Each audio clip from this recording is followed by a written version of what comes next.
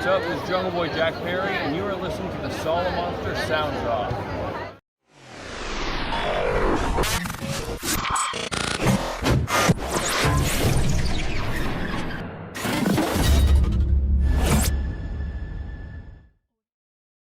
What's going on, guys? This is your AEW Dynamite review for Wildcard Wednesday. Today is May 18, 2022. I am the Solomonster. I want to thank you for choosing me for your Dynamite coverage here as we prepare for Double or Nothing, which is now less than 2 weeks away. The big pay-per-view coming up in Vegas tonight pushed us that much closer to the finals of the Owen Hart tournament, both on the men's side and the women's side. Tonight was a come down a little bit from last week's show. This was not as strong of an episode of Dynamite as what we got last week, but there was some really good wrestling on this show. Also, a lot of, I think the pacing and the timing was very off. It was very apparent by the end of the show. They were rushing to get through that main event. We didn't have much of a main event on this show. They didn't really leave a whole lot of time for Adam Cole against Jeff Hardy in the semifinals of the Owen Hart tournament. But we did find out who the Jokers were. On the men's side and the women's side, we found out who the Jokers were. Neither one of them who I thought it was going to be. I was kind of hoping we would get the debut appearance of Claudio. I've been waiting for him to show up on TV somewhere. I'm still waiting. I'm going to be waiting a little bit longer because he was not the Joker on the men's side tonight. It was a former WWE star. It was Johnny Elite. Not the Johnny you may be thinking of. I think there was a little bit of confusion initially when he first came out. When the name Johnny Elite appeared up on the screen, people thought maybe it was Johnny Gargano. It was not Johnny Gargano. It was John Morrison, who was released from WWE many months ago, making his AEW debut tonight. Over on the women's side, if you were waiting for Athena, a Texas native, I knew it wasn't her, because she was live on her Twitch earlier this evening, taking live questions from home from fans. So at least I knew coming into the show tonight not to expect her to be the Joker. It was not her, and it was not Taya Valkyrie, because I think a lot of people who saw John Morrison come out just assumed that it would be Taya who was going to be with him, even though Taya is now working with Impact. It was not Taya. It was the returning Maki Ito. She was the Joker on the women's side. Kind of a letdown if you were expecting a new full-time addition to the women's roster showing up tonight. Maki Ito is not here to be a full-time member of the women's roster. Maki Ito flew into the U.S., I think, just a few days ago. She'll probably be here for a little while, then she'll go back. There is a history, though, between her and Britt Baker, which I had actually completely forgotten about until they reminded me that they were tag team partners last year, when Maki Ito was last on AEW television. But yes, that was a bit of a letdown. I don't mean to upset all the members of the Maki Army out there, but they could have done better with that pick. But they wanted to go with somebody who could take the loss. Britt Baker has moved on. We'll get into what all of the tournament matches are looking like. We already know one person who is in the finals on the men's side. So we'll get into all that. And also furthering the story, furthering the feud between CM Punk and Hangman Adam Page on this show. I like what they did. And I'll tell you what, when this week is over and I look back and I say, oh, what's Solomonster's match of the week? I think we got it tonight. We got it tonight with Hangman Adam Page against a very unlikely candidate. That was an awesome match.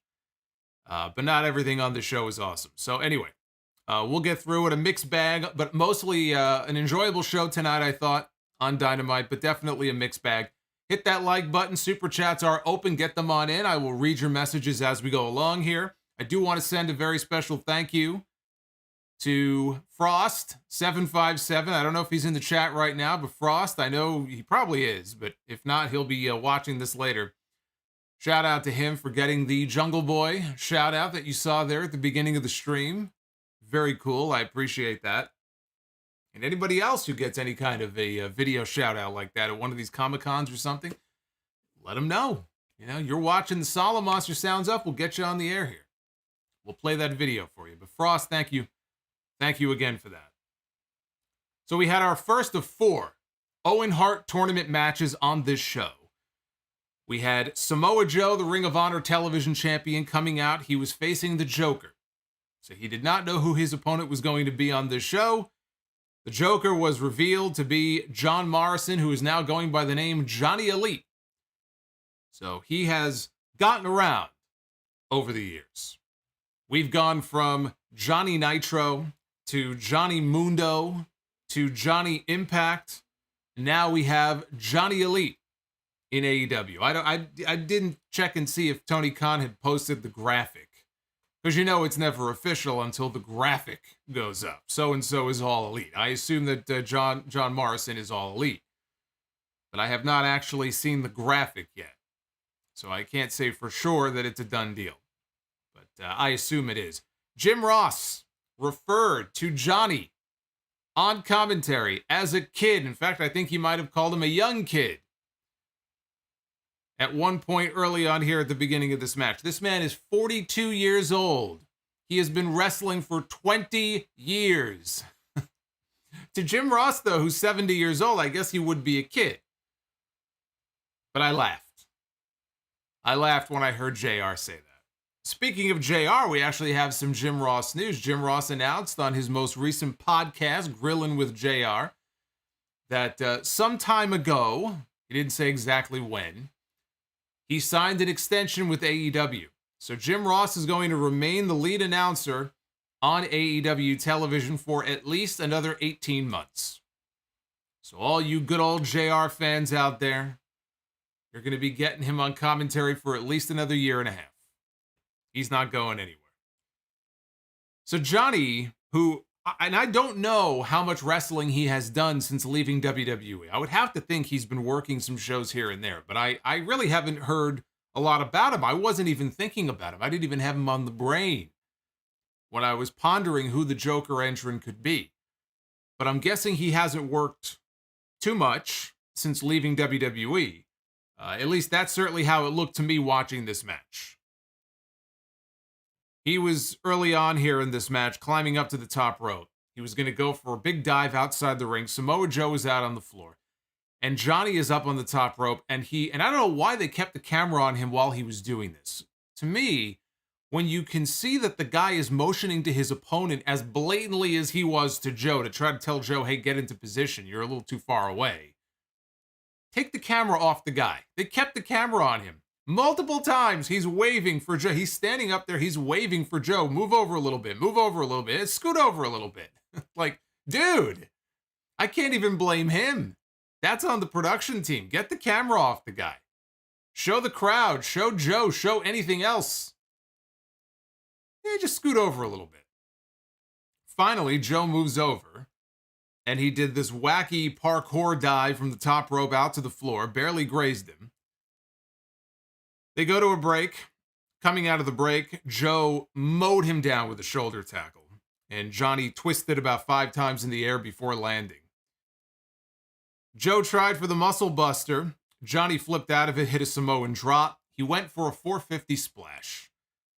And this is, yet again, the second time in this match that Joe was not in the position that he wanted him to be in. And I don't blame Joe. Joe was put down on the mat. He's laying there. And he's up on top. He goes for the 450, but Joe is just a little too far away. And so Morrison lands on his knees before hitting the splash. It looked awful. It looked like absolute shit. Covered Joe, of course, he didn't pick up the win with it. So he went for the Starship Pain after that. Joe got the knees up, though, on Starship Pain. And then Joe hit a running muscle buster for the win. So Samoa Joe advances to the semifinal round of this tournament. As soon as the match was over, it just reminded me of the night that Joe won the ROH TV title from Suzuki, when they put the two of them in the main event. And as soon as Joe won the championship, he didn't even have 10 seconds to celebrate. The fans could celebrate with him before they sent Jay Lethal and Sanjay Dutt out there to ruin the whole thing.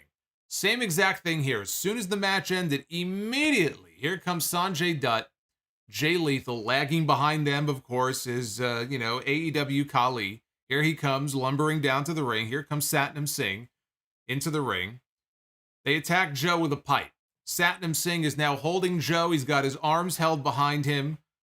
And I believe it was Lethal. Lethal had possession of the pipe. He hit Joe in the left arm, hit him in the left shoulder with the pipe. So that's going to be the injury that Joe is now going to have to be selling as he moves on here in this tournament. So he hit him in the shoulder with the pipe. Best friends run down to make the save. They chase off the heels. And again, Joe advances to the next round of the tournament. So as far as Johnny is concerned, Johnny was a little rusty. They may as well call him Rusty, because he looked like somebody who hasn't been in the ring very much since leaving WWE. He was trying to shake off some ring rust here, because whether it was the stuff on top just being mistimed and then, not being in the right position for something, this was not the best that we have seen Johnny. I don't know what to call him anymore. I was going to call him Johnny Mundo. What fucking name should I use for this guy? John Morrison, Johnny Elite, Johnny Mundo, Johnny Nitro, Johnny Rockets. What am I supposed to call this guy? We'll call him Johnny Elite. I do think, though, despite him not looking his best, he's a quality pickup for them. He's not somebody that AEW absolutely needed. He's a must-have. He's a game changer. He's going to be a headliner and a main eventer for them. But he's a quality pickup. We know he could work. And not for nothing, when he came out and the fans realized who it was, they reacted huge. Now, maybe it's one of those, first night back, big reaction, and then it's the law of diminishing returns. But he got a big reaction. People were happy to see him. I think it's because they weren't expecting him. I wasn't expecting him. I should have been. He should have been on the short list. He's been one of those available free agents. One of the few, frankly, that Tony Khan has not picked up. I just hadn't thought of his name. It's almost out of sight, out of mind. I just wasn't thinking about him. But he is somebody, he's not somebody I expect to see on television very often. Somebody in the chat a moment ago was joking, calling him Johnny Elite Elevation. Honestly, that's what he's going to end up being. I fully expect that John Morrison is going to spend most of his time wrestling on Dark. But I still think he's a quality pickup for them. And he's a name.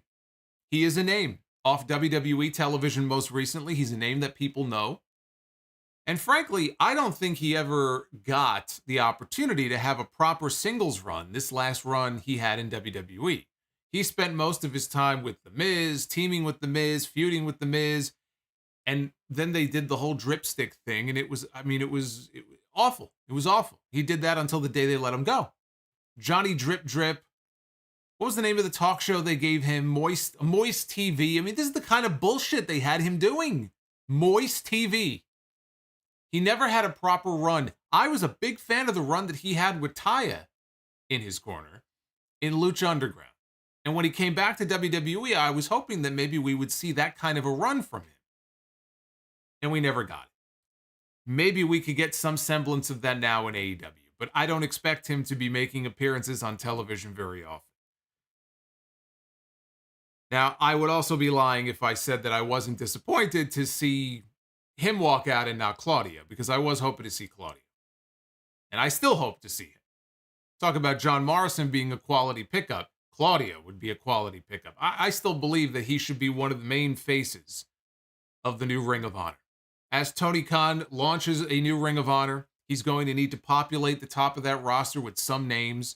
They've got Jay Lethal and they've got Jonathan Gresham, and that's all well and good. But you need a Samoa Joe on the ROH roster. You need a Claudio, who I think could take the ball and run with it as a top star on that brand. And on top of that, you could do some crossover, and he can appear on AEW as well. We'll have to see. He's been posting some stuff on social media. I get the sense that he's going to be making a move very soon. We just don't know where he's going to land. Backstage, Lexi Nair was with the Hardys, and they announced that Jeff had been medically cleared after his car crash in the main event last week with Darby Allin, which they showed highlights of.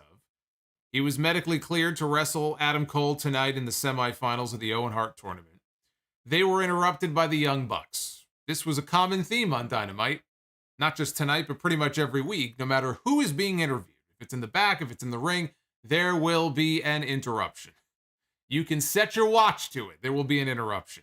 So, of course, the Young Bucks interrupted. Matt Jackson told Jeff that he didn't need to go through with this match tonight with Adam Cole. He didn't have to do it. He knows he's not 100%. You don't have to go through with it. They were being very disingenuous. Jeff tells him to give it up with the Christian AF BS. It did take me a couple of seconds before I realized what he meant.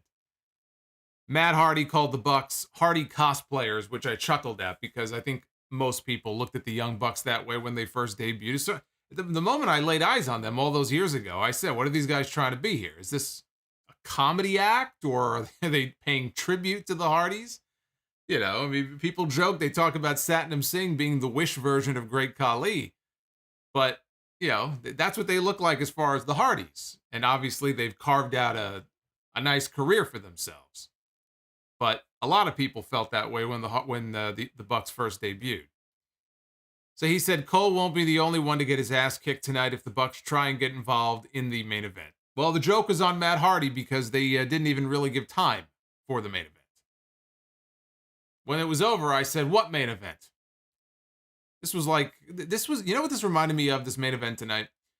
This reminded me of a WWE show, like some of the recent Raws. In fact, I think it was last week that we had this happen, where they send people to the ring. You can see there's 5 minutes left in the show. How much of a main event are you going to get if they're sending them to the ring at 10:55 and you know there's no overrun? They don't give Raw an overrun anymore. They don't give AEW an overrun either. What kind of a main event can you possibly have? And on top of that, they threw a commercial break in the middle of it with Cole and Hardy.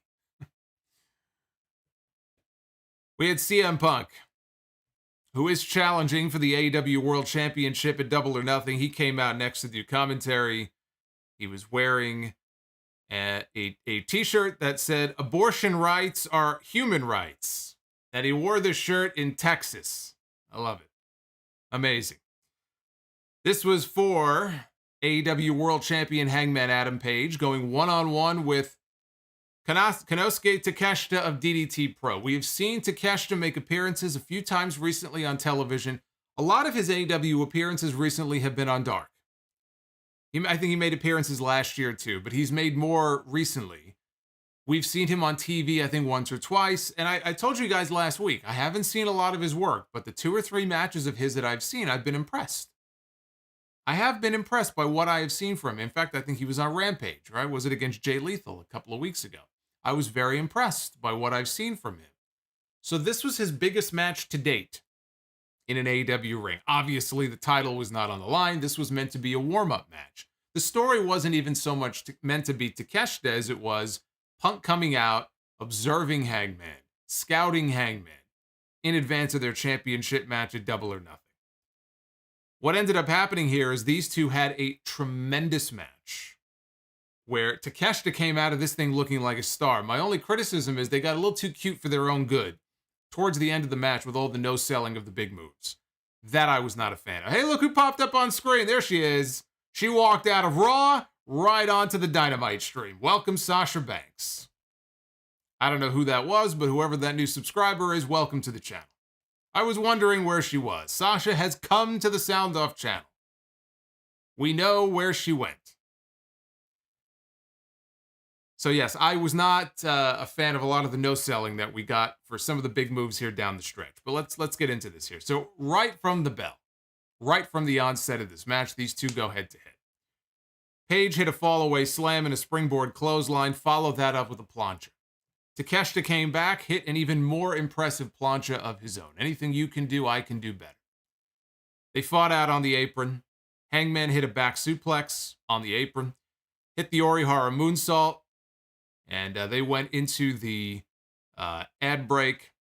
Takeshita hit a flying clothesline and a blue thunder bomb for a near fall. Traded German suplexes, ended up hitting a simultaneous clothesline spot. That led to a double down, both guys now down on the mat. Page hit a tombstone pile driver for 2. Then he was going to go for the buckshot. He was setting up for the buckshot lariat, and he hesitated. Hangman hesitated a bit. He was staring over at CM Punk. So he allowed himself to be distracted by CM Punk wasn't doing anything. He was just sitting there observing. He was watching the match just like all of us. But he kind of was burning a hole through CM Punk, glaring over at him. That allowed Takeshita to avoid the buckshot, hit a forearm smash. Takeshita hit a last ride powerbomb for a near fall. That looked great. Followed that up with a stalling German suplex, but he couldn't hold the bridge. And he started selling an injury to his neck. He had been dropped on his neck. His neck had been worked over a little bit earlier. Aubrey Edwards goes over to check on him, make sure he's okay. Are you okay to continue? He says that he is. There was a great spot where Takeshita came off the ropes for a leaping lariat. We saw him do this elsewhere in the match. And it looks great. Again, he's so fluid when he moves through the air. I mean, it just his stuff looks great in the ring. So he comes off the ropes for this leaping lariat. But this time, as he comes off the ropes, Paige catches him with a forearm smash.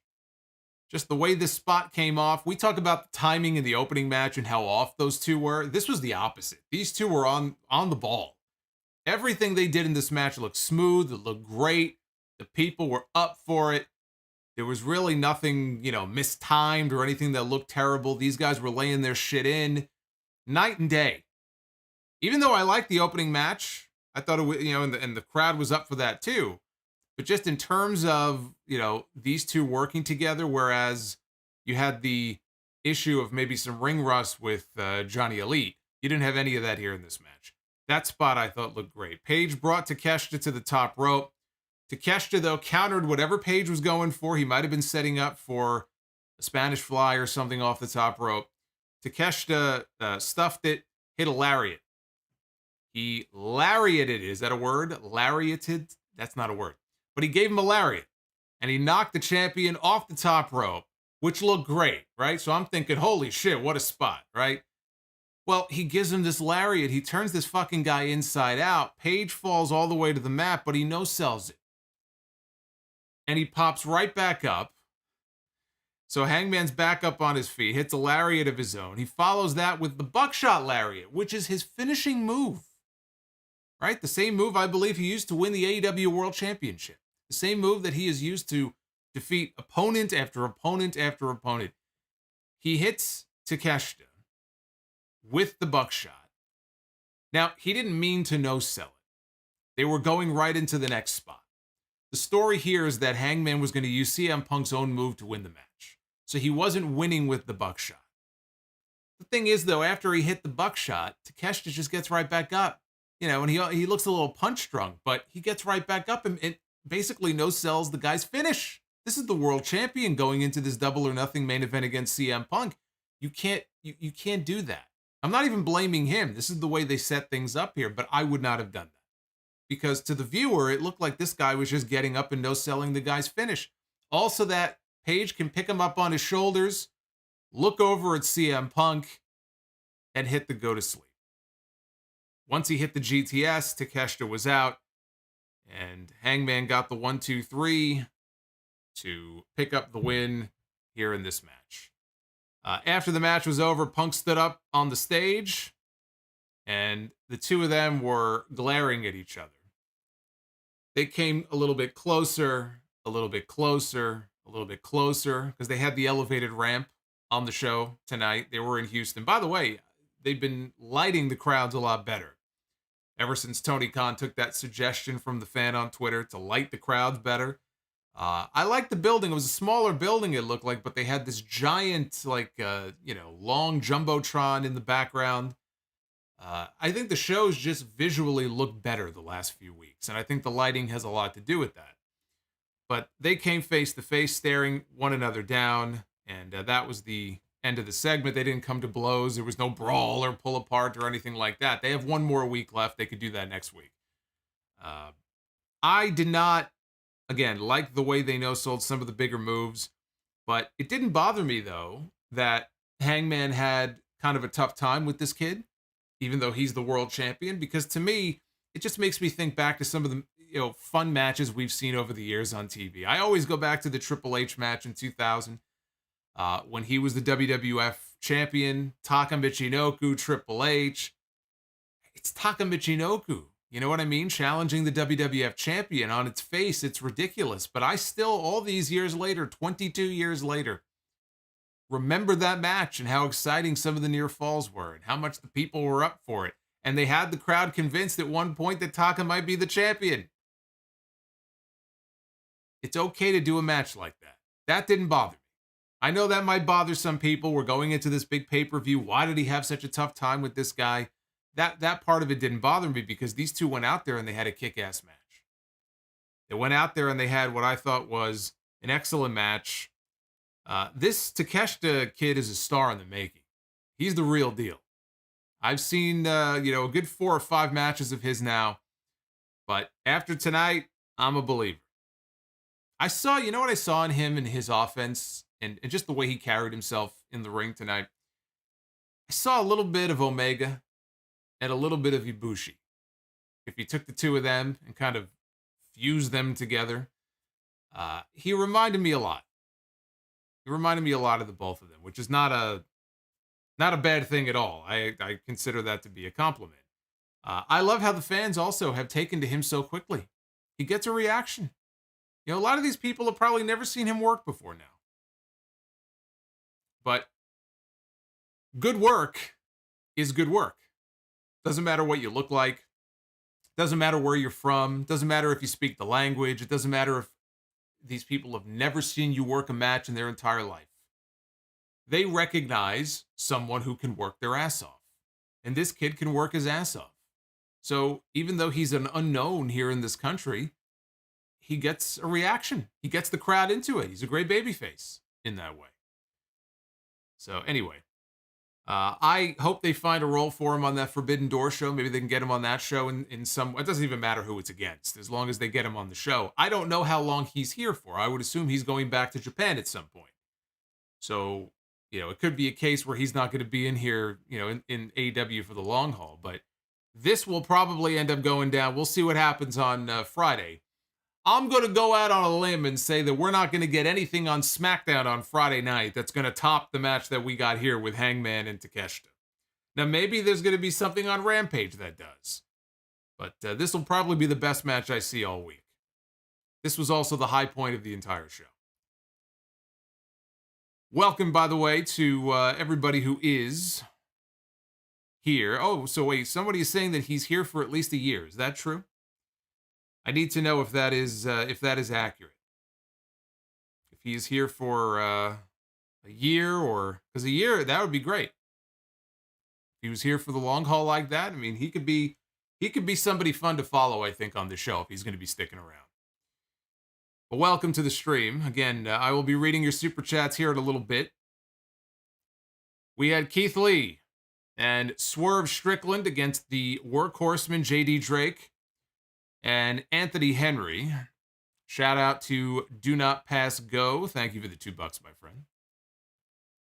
This was a squash to showcase Lee and Swerve as a team. Lee laid in the overhand chops on Drake. Took out Drake with a slingshot crossbody. Gave Henry the pounce. And Lee and Swerve hit what I thought was a very cool looking finish. If this is going to be their new tag team finish, I'm all for it. This looked great. Excalibur called the Fall from Glory, hit their finish for the pinfall win. It was a double stomp from the top rope to Henry, who was on Lee's shoulders, down into the assisted powerbomb. And Keith Lee pinned him. Great looking finish. After the match, Lee got on the mic and he announced that he and Swerve are now a top 5 ranked tag team in AEW. They were interrupted, because of course they were. Everybody is.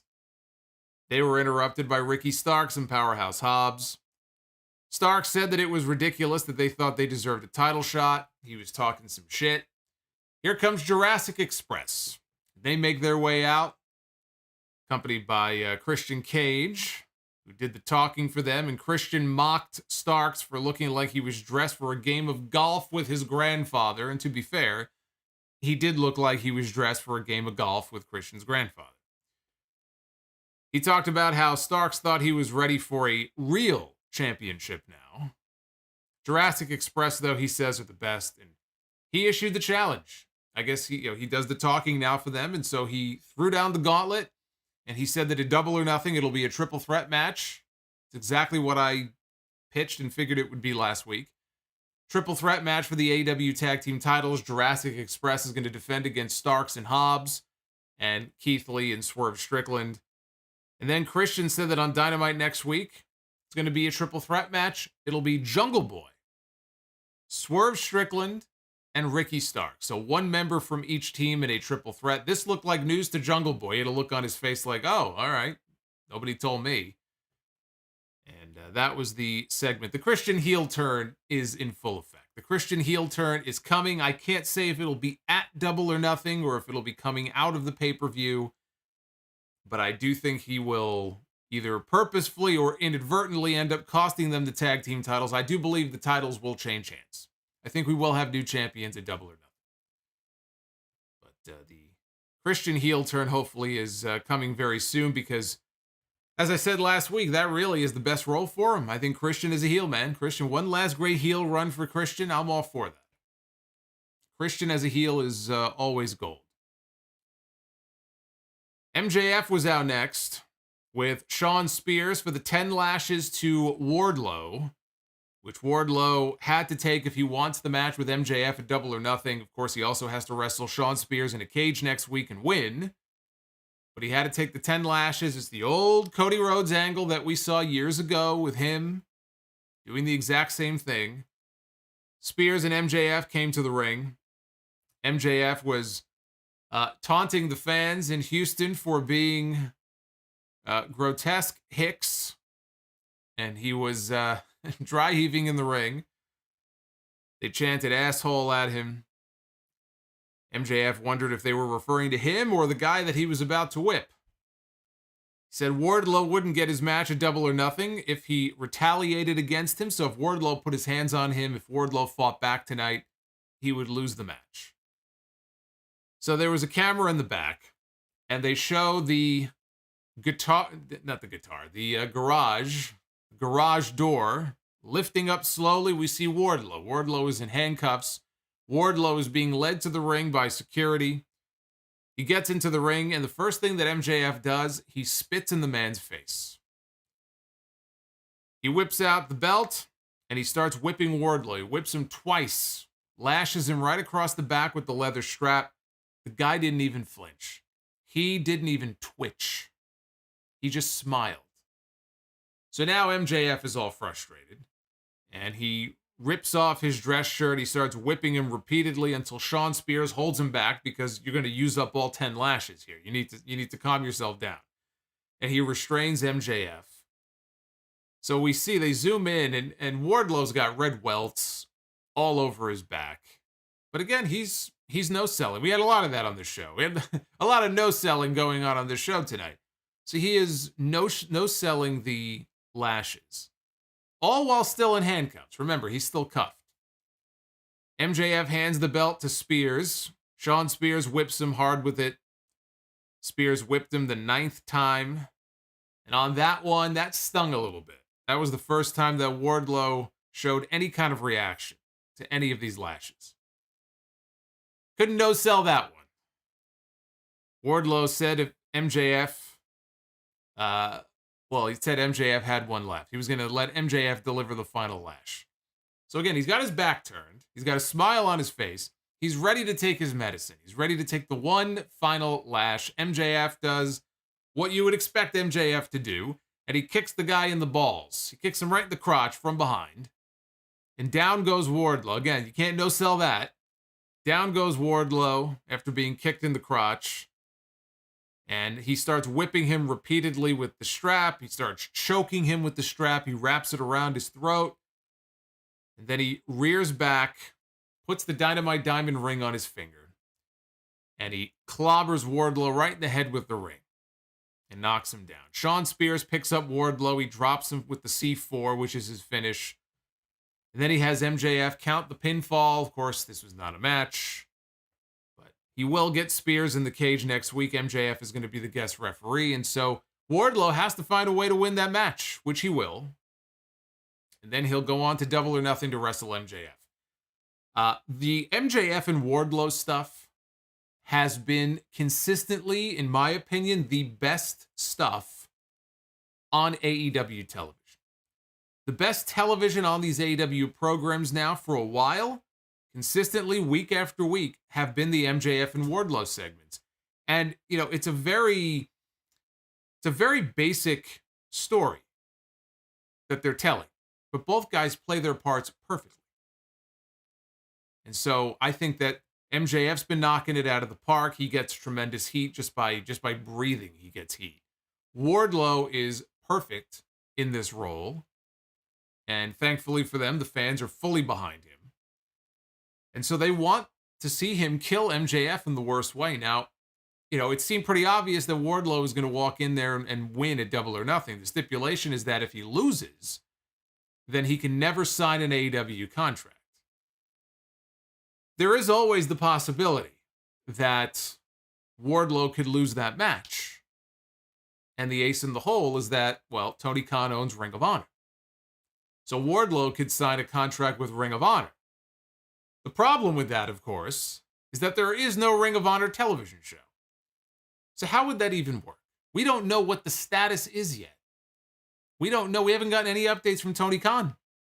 As far as what the status is of Ring of Honor, and are you going to have Wardlow lose and then sign a Ring of Honor contract, but he could still wrestle on Dynamite, but he's technically not under contract to AEW? To me, it's the sort of cop-out thing that I would expect that from WWE. I wouldn't expect that from AEW. They could do it, but especially without there being a proper television show, to me, it's a cop-out. And as over and hot right now as Wardlow is, I almost think sending him there or making him an ROH guy would cool him off. It's not something that I would do. But that could be their way out. That could be their way to kind of wiggle out of things and say, okay, he can't sign an AEW contract, but you didn't say anything about him not signing an ROH contract. That could be their way of having him lose, but, kind of getting around that stipulation. But this is consistently the best stuff that AEW is producing every single week. Speaking of Ring of Honor, we go to the back. We've got Trent Beretta and Rocky Romero standing by for a promo, and they said that Roppongi Vice is back together. They're back together full time. They want to win all the gold, the Ring of Honor tag team titles, the IWGP tag team titles, which could be a little wink and a nod to what they have planned for the Forbidden Door. And they want to win the AEW tag team titles as well. And they threw down the gauntlet to FTR. They challenged them to a match for their Ring of Honor World Tag Team titles. Rocky said, all you have to do is accept. And Trent said, I know Brett would. They need to do a better job of explaining why we should care that Roppongi Vice is back. All of a sudden, we're back. Roppongi Vice is back, full time. AEW fans are used to seeing best friends. They're used to seeing Trent and Chuck together as a team on AEW television. And Chuck is still there. Chuck was on the show. In fact, when they came out to make the save for Samoa Joe at the beginning of the show, it was best friends. It was Chuck Taylor. It was Trent Beretta. It was Rocky Romero. So he was there. But, we have Trent out here saying that now Roppongi is back together. Me and Rocky are going to be a full-time team. And it's just weird. Without any explanation. I don't want to hear, they've explained it on the YouTube show. I don't care about the YouTube show. There needs to be an explanation of this, even just a very basic one, on television for people who maybe even aren't as familiar with the two of them as a team as much as they are Trent and Chuck Taylor being a team. So to me, that's a little weird. They need to do a better job, I think, of kind of explaining that one. And again, Tony Khan, I think, does need to give an update soon on the Ring of Honor television situation. I would imagine that there is no resolution yet to it, or else he would have announced something by now. But the longer that goes on and there's no proper TV show for Ring of Honor, it's going to start to really suffer. If he's going to run it as a separate entity and he's going to have a separate roster and separate championships, there has to be some kind of a show. Whether it's on a streaming platform or a television station. If it were to end up being a YouTube thing, that's not ideal, but there's going to have to be some kind of announcement very soon about what the status is of that Ring of Honor show going forward. Especially if they're going to be having continued Ring of Honor title defenses, and they want people to care again. They want people to give a shit about Ring of Honor. There has to be some kind of an announcement soon about the status of that TV show. We had Kyle O'Reilly against Rey Fenix in an Owen Hart tournament quarterfinal match. Like the Hangman match earlier, I thought this was high energy, hot crowd. We had some good wrestling here. I like the Hangman match better. I actually like the match with Takeshita better than this. But they had a very good match. Fenix took out O'Reilly early with this insane dive. Followed that up with a frog splash attempt, but O'Reilly reversed into a triangle and then a cross arm breaker. Fenix got the rope break. Kyle drove Fenix's previously injured arm into the ring post and then made the arm his target through the commercial break. Fenix fired up with chops. On the rebound hook kick, though, his arm gave out on him. Fenix recovered with a springboard, hit a thrust kick, and then modified powerbomb for 2. Fenix hit a rolling Hurricane Rana for a near fall. Both guys were trading moves. We had simultaneous slaps going back and forth. O'Reilly went for a double wrist lock. They both traded strikes before Fenix hit a run. He hit the rope run Hurricane Rana and dumped Kyle out on the floor. So that looked great. Went for the rolling cutter, but O'Reilly turned it into a cross arm breaker, and they struggled. He was trying to lock the hands, but Kyle got him, and immediately Fenix tapped out. We already saw his arm snap once. We didn't need to see it twice, so he gave up. Kyle O'Reilly wins. Kyle advances to the semifinals. Once Joe won his match at the beginning of the show, it was pretty obvious, I think, who was going to win here, and I think it was the right outcome. I mean, Joe and Fenix would have been an interesting match, but Joe and O'Reilly is the correct match of those two. Bryan Danielson was out next with William Regal for Regal's face-to-face confrontation that we were promised with Chris Jericho. Face-to-face, I thought meant they were going to be in the ring together, nose to nose, eye to eye, face-to-face. That was not the case. Jon Moxley made a separate entrance through the crowd. He was not alone. He had Eddie Kingston, Santana, and Ortiz out with him. Excalibur said that Wheeler Yuta is over in Japan right now, which he is. He is competing in the Best of the Super Juniors. He'll be there, I think, for a couple weeks. So the Jericho Appreciation Society make their way out. And Judas is playing, and they're getting the pyro treatment. And Angelo Parker is shouting, "Turn it off. Turn off the pyro. Turn off Judas. Turn it all off." And they're standing on the ramp. So they never got into the ring. They were standing on the ramp the entire time. Jericho complained that Regal had orchestrated last week's attack, that he was the one who was responsible for it.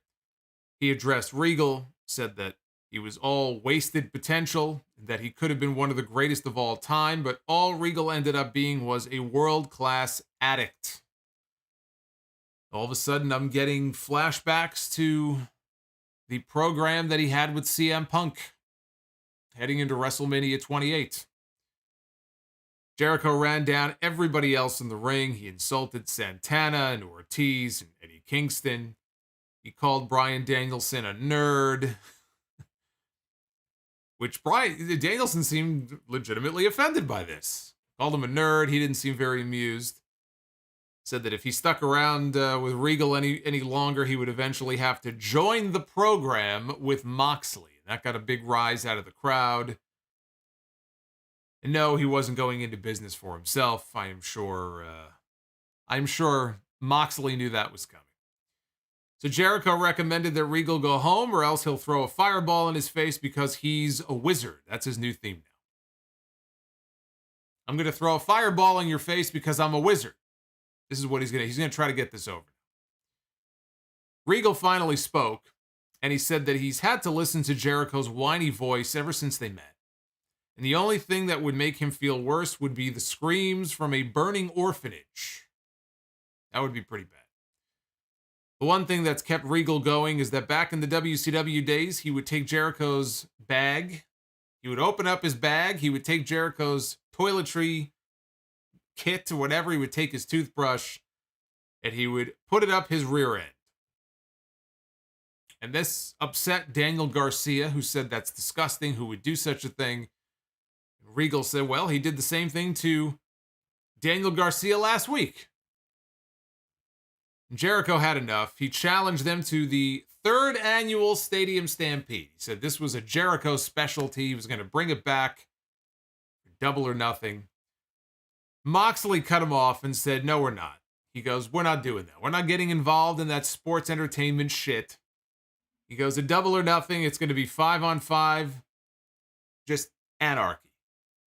No rules, no disqualification, gang warfare, straight up 5-on-5. Again, exactly what I figured it was going to be last week. I said, leave Yuta out because I figured Yuta was going to be in Japan the next couple of weeks for the best of the Super Juniors. So you've got Jericho and his crew against Moxley, Danielson, Kingston, Santana, and Ortiz. You do a 10-man tag at the pay-per-view. You do Blood and Guts on an episode of Dynamite, maybe sometime in June, early July.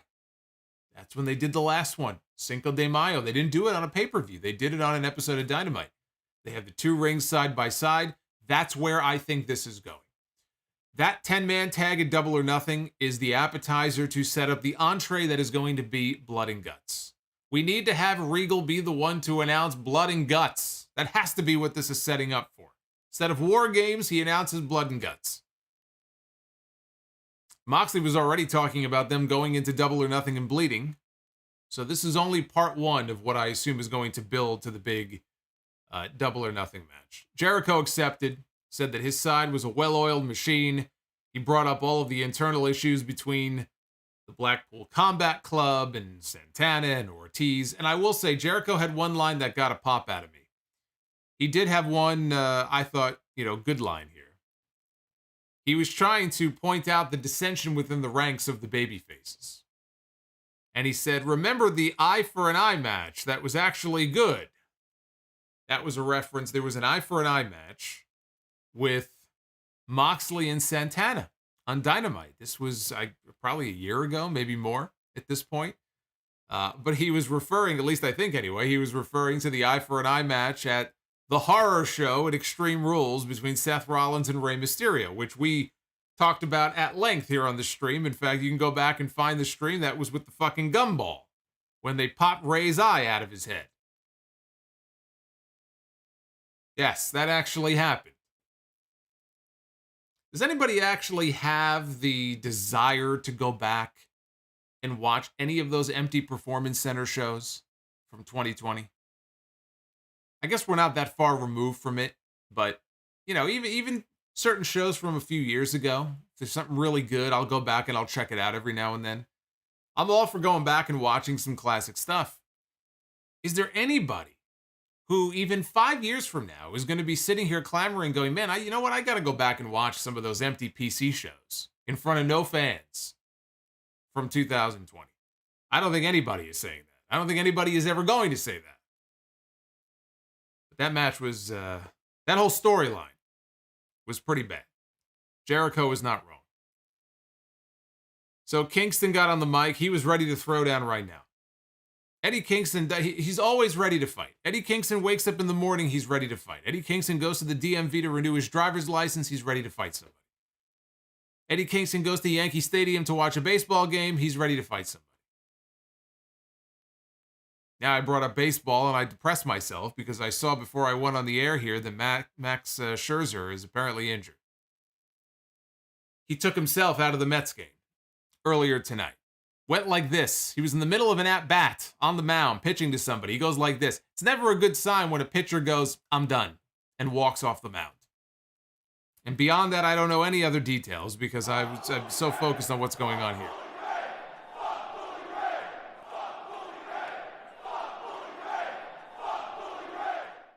Temjin Zephyr with the $30 Bully the Clown super chat. $30 Bully the Clown. Thank you, sir.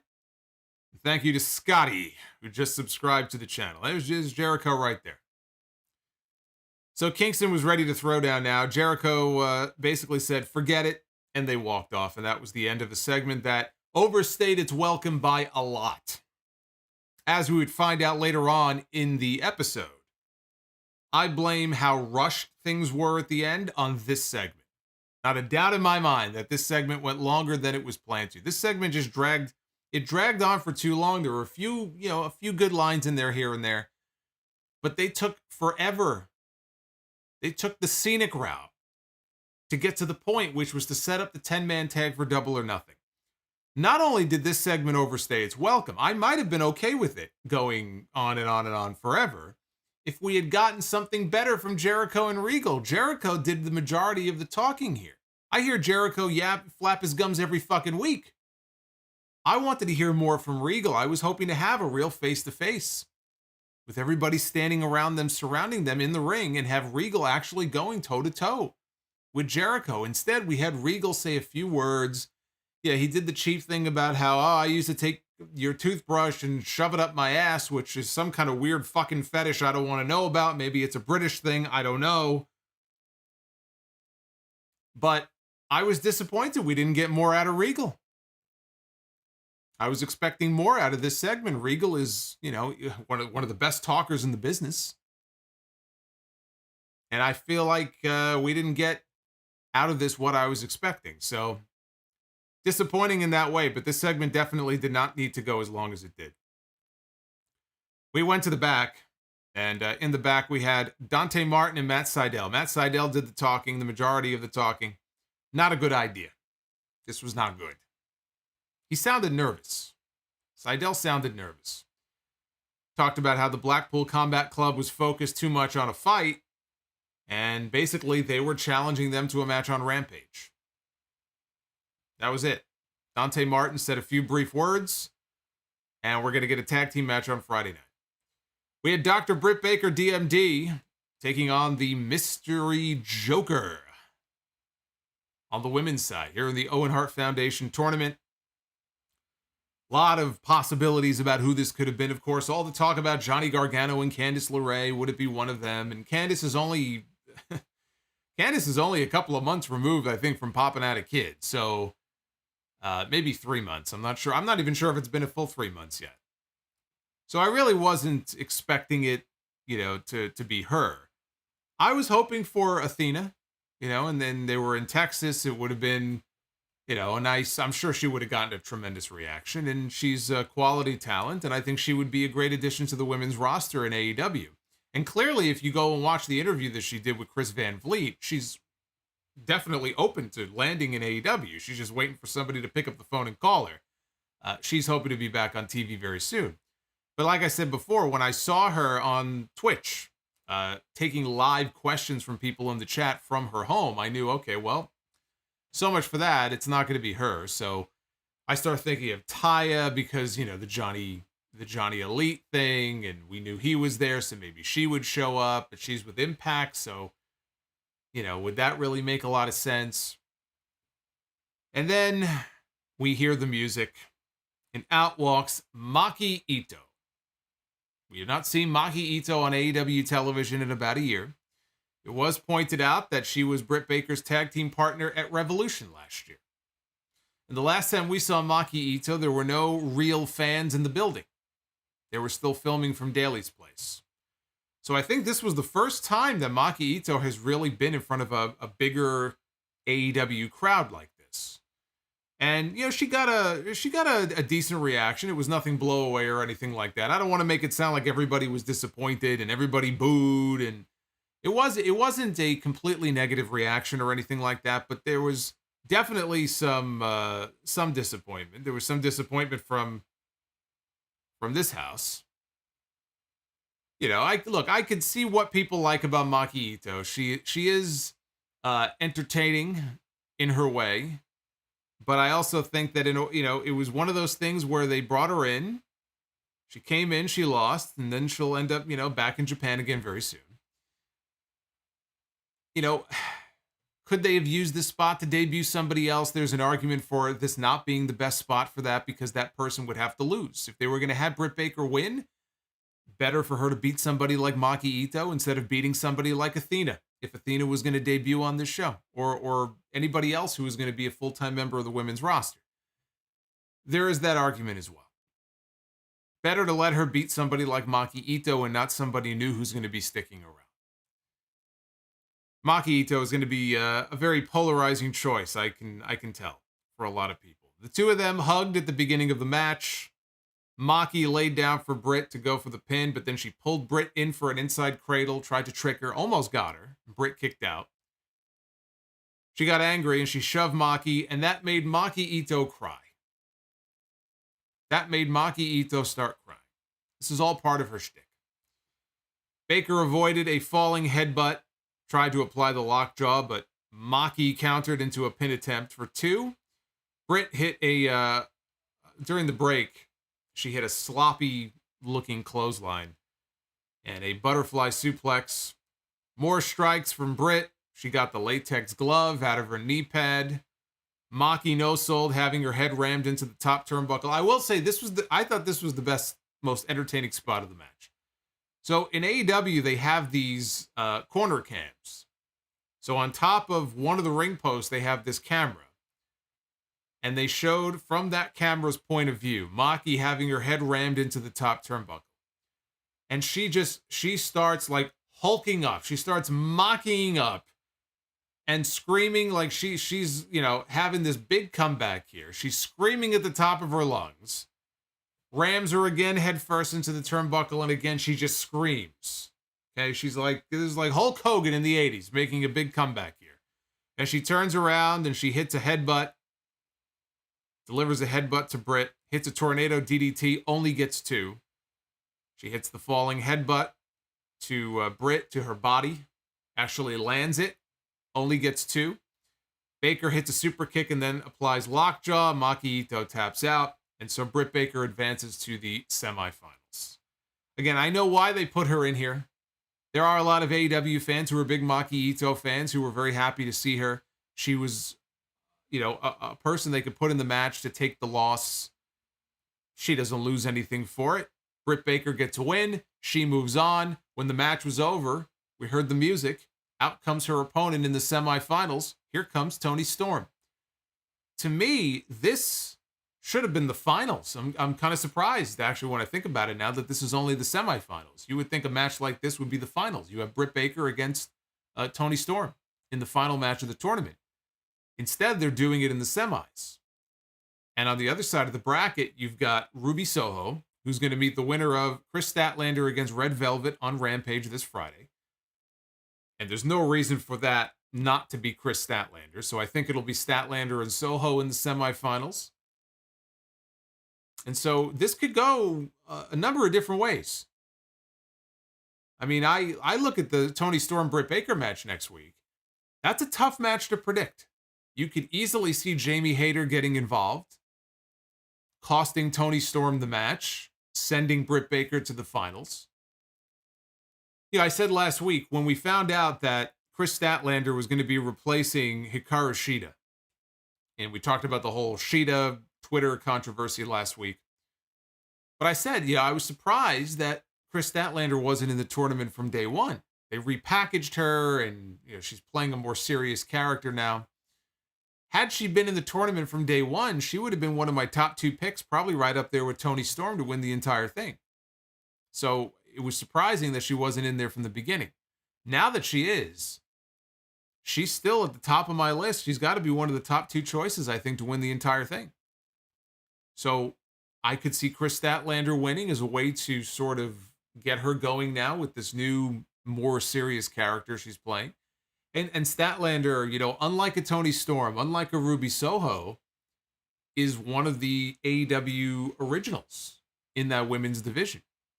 So that would be a big way to put her over in the Owen Hart tournament.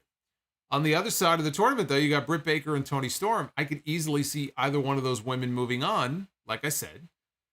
If it ends up being Britt and Statlander, I would think Statlander goes over. If it ends up being Toni Storm and pretty much anybody on the other side, including Statlander, I would have to think that, it's hard. It really comes down to who do they want to put over. Do they want to put over the AEW original talent? I'd go all the way with Toni Storm if it's me. I have Toni Storm win the whole thing. But I can't fault them for wanting to push Chris Statlander. Britt Baker doesn't need it. Britt Baker's coming off a year as the AEW Women's Champion. She doesn't have to win this. Red Velvet's not winning this. Ruby Soho is not winning this. It's one of those 3. It's the winner of Storm and Baker that to me is the most unpredictable.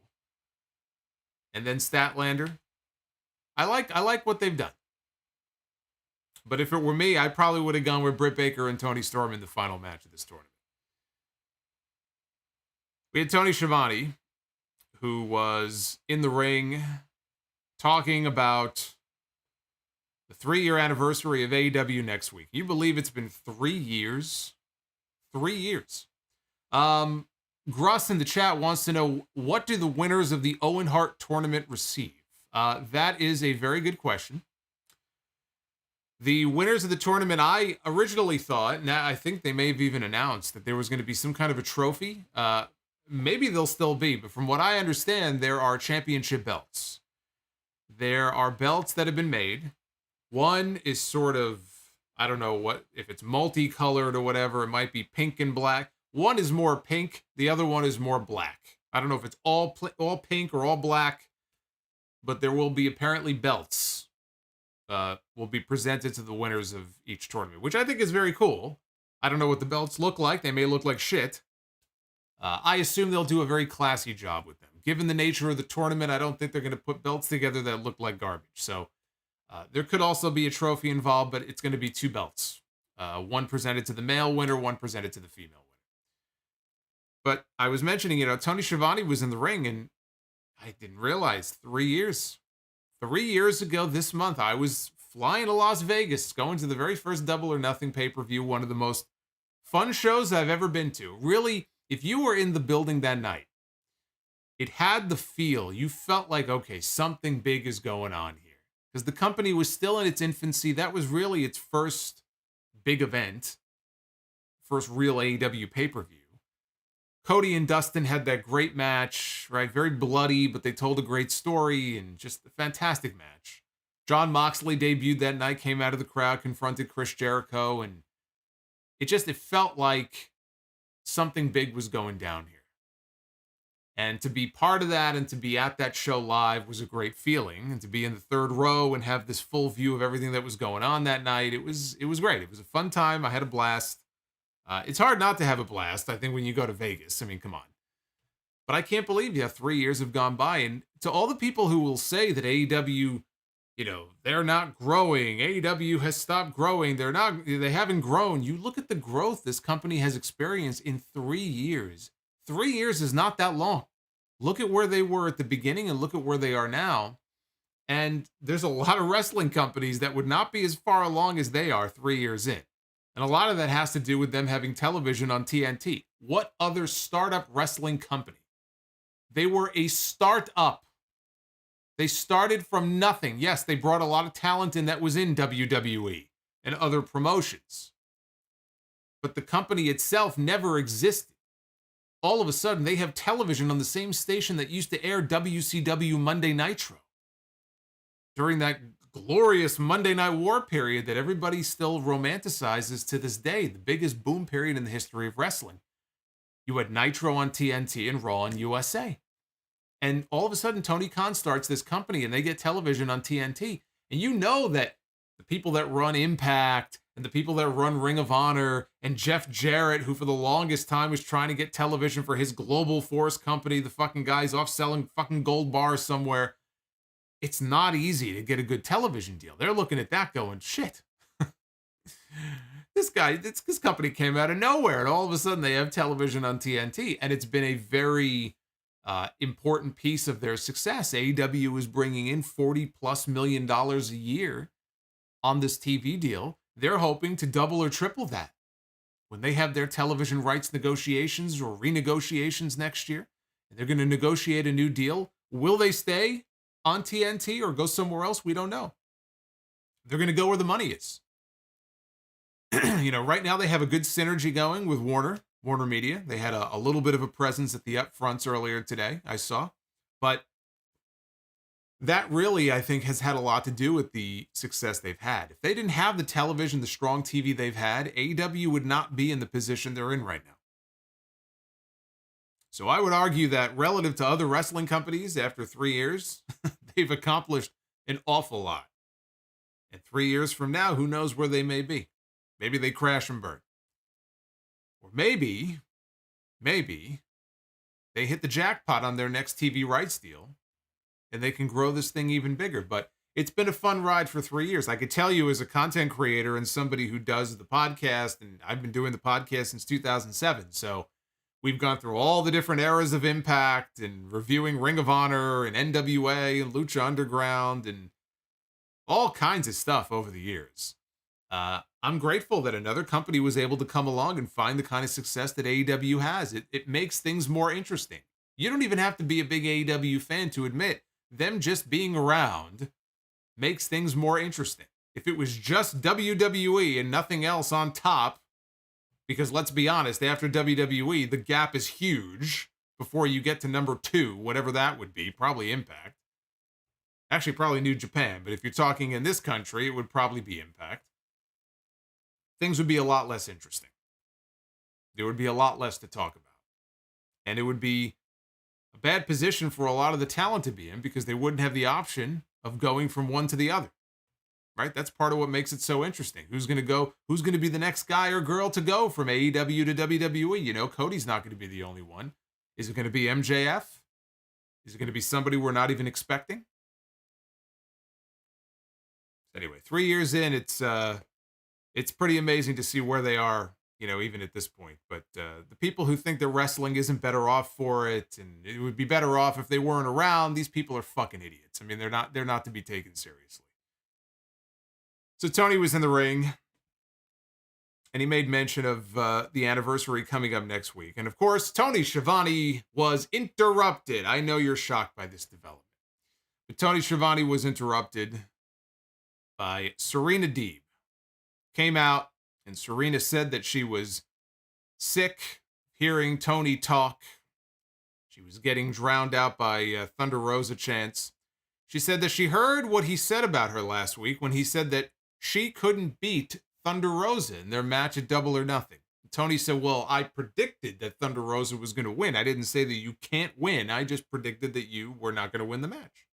I don't think he was really helping his cause with that explanation. So she congratulated him. She said, after all of your years in the business, in one short interview, you made yourself out to be a complete idiot. Speaking of idiots, she said Dustin Rhodes also had a lot to say last week, and she invited him out to the ring, and she heard what he said last week as well. So here comes Dustin down to the ring. She said that he's as big of an idiot as Schiavone is. She said that Jim Ross might be the only one with any brains around here.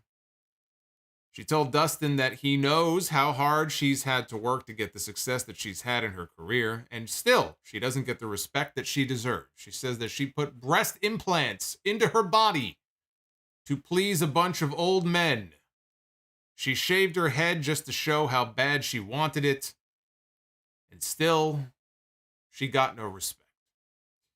So she wanted to know, why did he say that he thought she couldn't beat Thunder Rosa? And Dustin didn't say anything. Dustin did not answer her.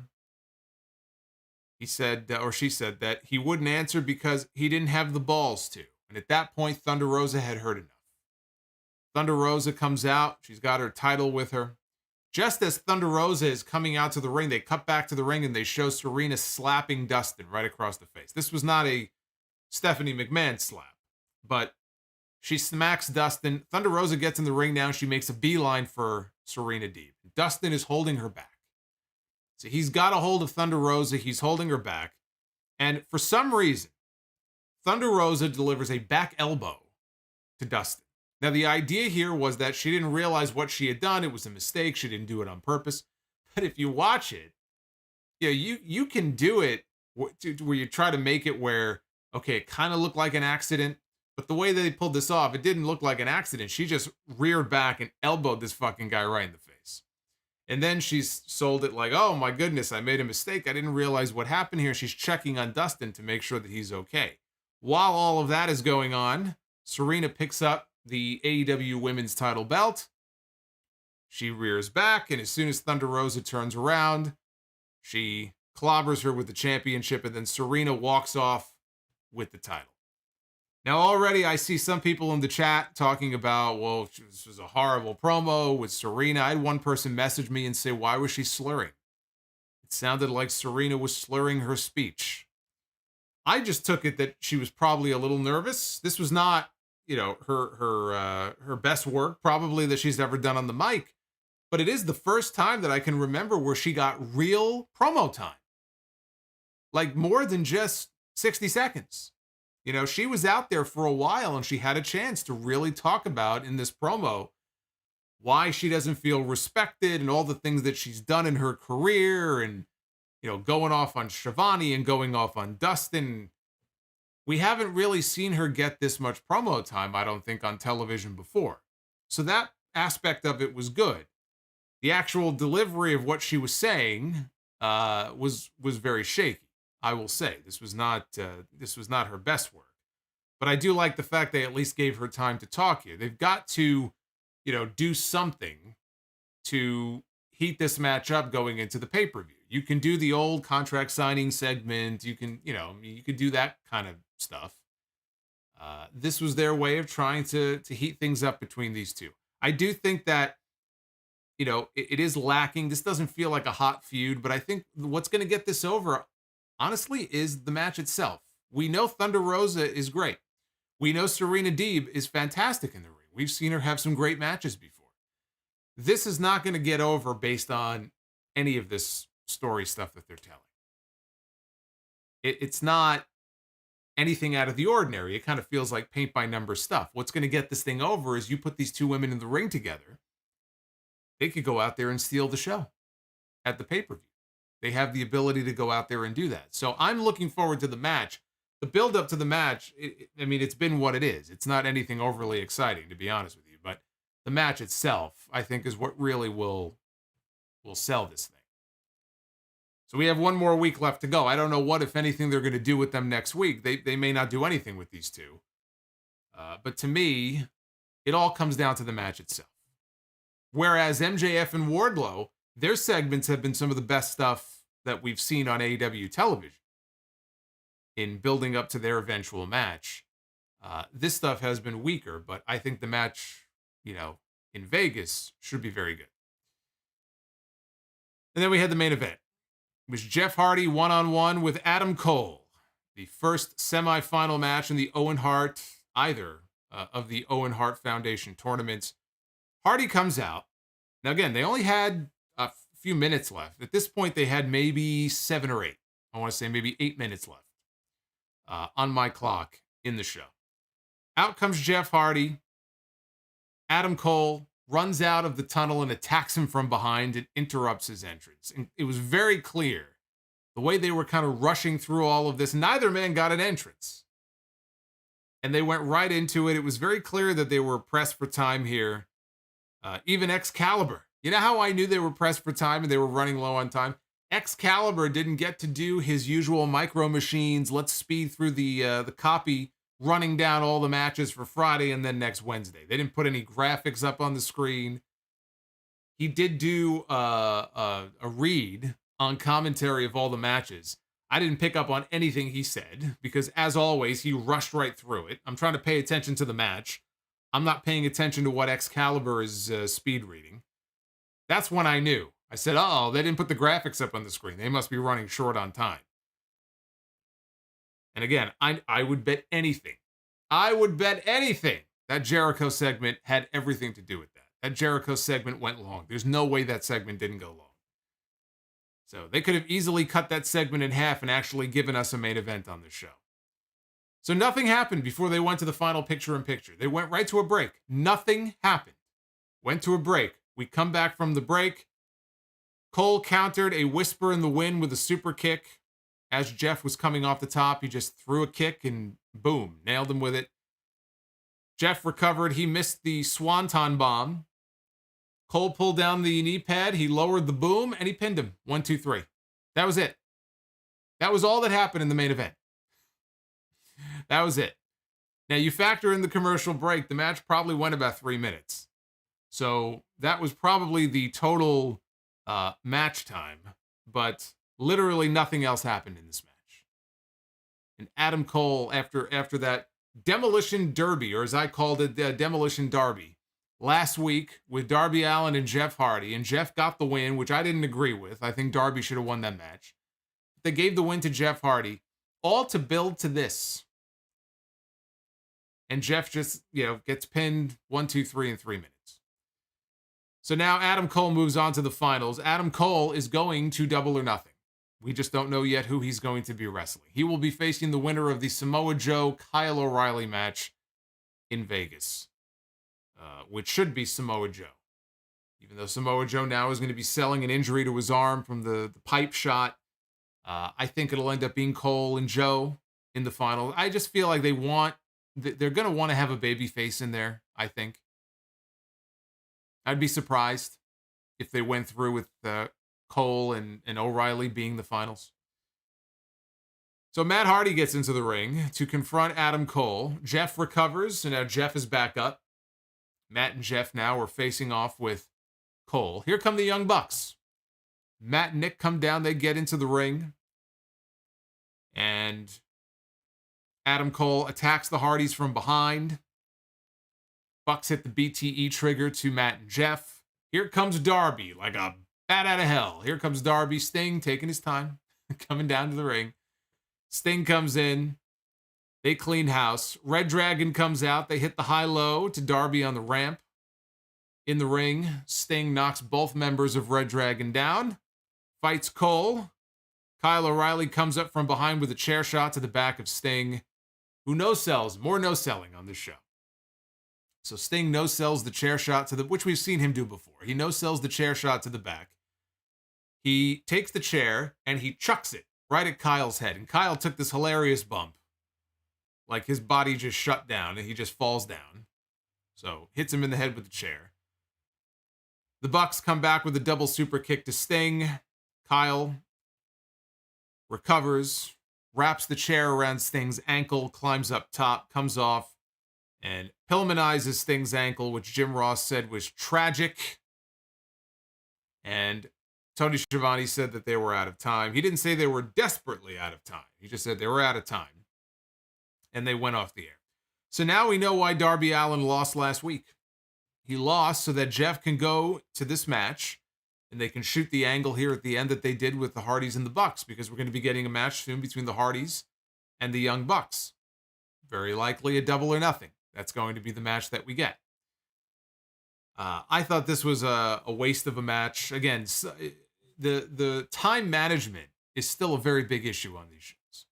And part of the reason is because it's not even that they try to squeeze so much on the show. That is an issue. They try to fit too much on the show on most weeks. But just the overall time management of some of these segments is just not great. And so you end up being squeezed for time at the end, and then you end up in a situation like this. Now, this doesn't happen too much where their main event is just completely cut down to nothing like this. But it was a nothing match, I mean, this was supposed to be a big semifinal match in the Owen Hart tournament. This was probably the worst of all the Owen Hart matches actually, I take that back. Britt Baker and Maki Ito. But this was probably one of the worst matches we've had yet in the Owen Hart tournament. On the whole, the matches, the action in the Owen Hart matches in either tournament have been very good so far. The action has been very good. And even Joe and Johnny, Kyle and Rey Fenix, they had great matches tonight. Hangman and Takeshita had the best. But out of a big semifinal meeting between Adam Cole and Jeff Hardy, their first ever match, I expected more. It was a shit main event, is what it was. But on the whole, it was not a shit show. I've seen shit shows in my day. This was not a shit show. It was definitely a downgrade from last week, but it was a decent enough show, I think, that moved along the stories that needed to be moved along for the pay-per-view, which is coming up next weekend. Rampage, make note, Rampage is on early again on Friday, not at 5:30. This time it's on at 7 Eastern. So an hour before SmackDown, Rampage goes on, and it will lead directly into SmackDown on Friday night. So I should be able to cover both shows as I have been doing. I will be doing the usual SmackDown Rampage review on Friday night. So hopefully you guys will join me then. Take a look at the Twitter poll. We've got a little over 60% of you thumbs up, 24% thumbs in the middle. We've got 14% thumbs down on tonight's Dynamite, which sounds about right. That seems in line with what I thought of the show.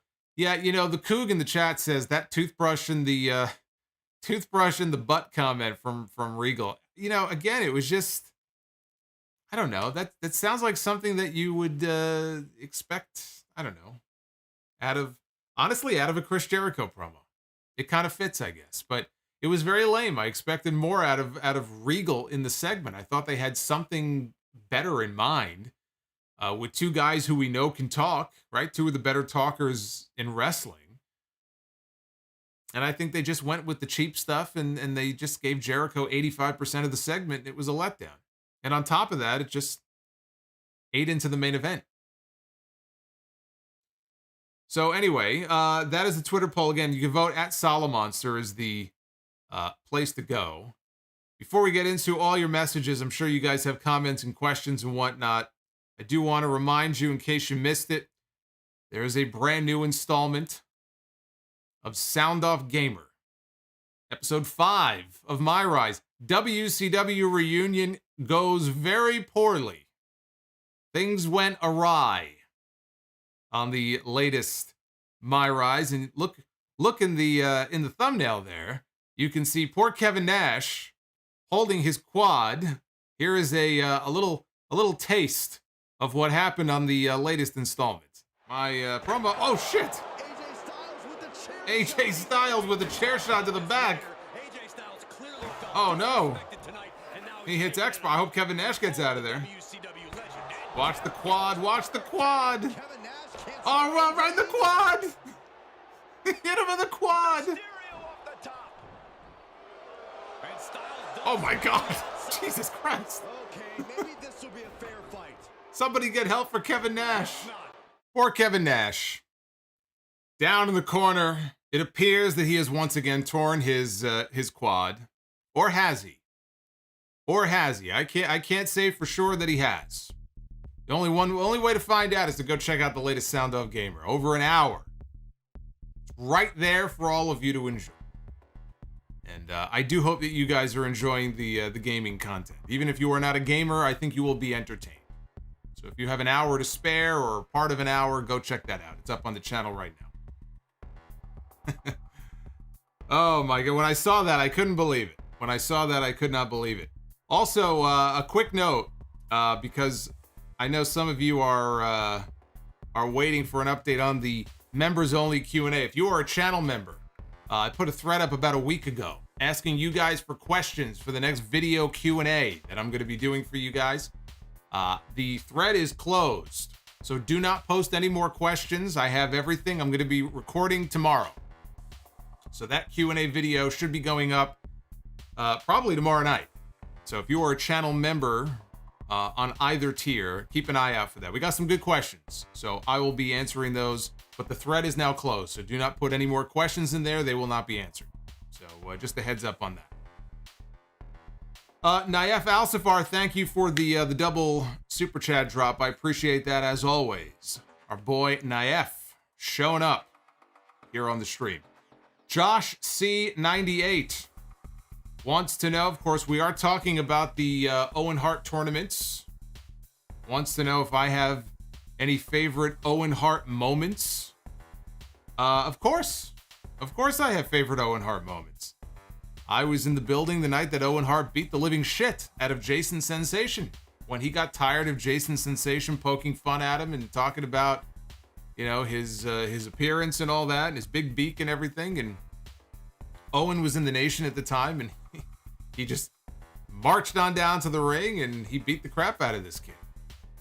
So that was a memorable Owen Hart moment. Of course, who could forget the time that Owen talked about kicking his brother Brett's leg out of his leg, or Owen Hart stealing the Slammy Award back in 96 or 7. I think it was 96. Might have been 97. It was one of those two. A lot of great Owen Hart moments. I do miss him. Fried chicken without flavor. Well, actually, the biggest Owen Hart moment was the day that I met him. Couldn't be a nicer guy. Got the picture with him, got the autograph, the picture. So the fact that I was actually able to meet him is very cool. Dried chicken. It was a great Dynamite tonight, despite all of the reports of AEW talent backstage having frustrations with the booking. Matthew Dinkins, Adam Cole's physique reminds me of Rick Rude, Kerry Von Erich, Lex Luger, Magnum TA, Scott Steiner. What a specimen. Yes. Adam Cole looks like he can move mountains, doesn't he? He can leap tall buildings in a single bound, and lift cars, and do all sorts of great feats of strength. Maybe he can bend one of those pots or the pan. Remember when Mark Henry bent the pot once on SmackDown? Pulled the tractor trailer behind him. Adam Cole is deceptively strong. We got Joseph Brooks, $9.99. Super chat. Buy or sell on who you think was more underrated as a talent. Not saying they should have been main eventing, but just saying seem to have been underrated as wrestlers. X-Pac or Christian? Christian. I think people always talked about what a great wrestler Sean Waltman was, and he was the strongest wrestler of anybody in the clique.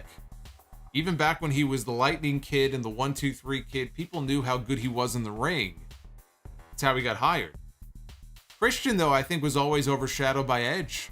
And I think that when he had the opportunity to have a program with John Cena in 2005, they should have taken it. And Vince McMahon and maybe the other powers that be in WWE, they just didn't see him in that role. I think that was a very big mistake. It's why he left. He went to TNA. So I think Christian is generally more underrated than Waltman was. You know, Waltman's in the Hall of Fame. Christian is not. So how can you say that Waltman is underrated? King Bling Blah, what do you say to the another ex-WWE guy remark? I mean, it's to be expected at this point. I think that just because somebody worked in WWE, I mean, if they're a talent, you think you can make money with them and they're available, then you sign them. And if you don't think that you can make money with them and you don't have a spot for them, then you don't sign them. It's very simple. Where they came from shouldn't make a difference. Brian Anthony Rivers with the 10 spot. Russo on a pole. Super chat. With Fulham back in the EPL, Jags expected to do decent this season in the upcoming TV negotiations. Do you see Tony Khan giving some of the reins to other figureheads? I don't. I think he would be well served to have some people helping him out. Every interview that he does, he talks about how he does everything himself. Remember the controversy with Max Caster when he had that rap? And, Tony came out and he sounded annoyed and said, well, I guess I'm going to have to take over the editing now on AEW Dark. And as far as I know, he's still doing that himself. So even down to Dark and Dark Elevation, he's still handling that. He's got a lot on his plate. And I think also, one thing you didn't mention is Ring of Honor. That was all him. That was his purchase. And he has said that he will book and run Ring of Honor. So you could throw ROH into the pile too. The guy's going to burn himself out. He should outsource to somebody else that he trusts. I think that's where maybe somebody like a William Regal could come in handy. Having somebody like him working behind the scenes, more so than even on camera, I think could be a big benefit to somebody like Tony Khan. He's gonna have to have some kind of help. He can't sustain this. This schedule and workload is not sustainable. And what'll end up happening is you're gonna start to see on the on-air product might begin to suffer.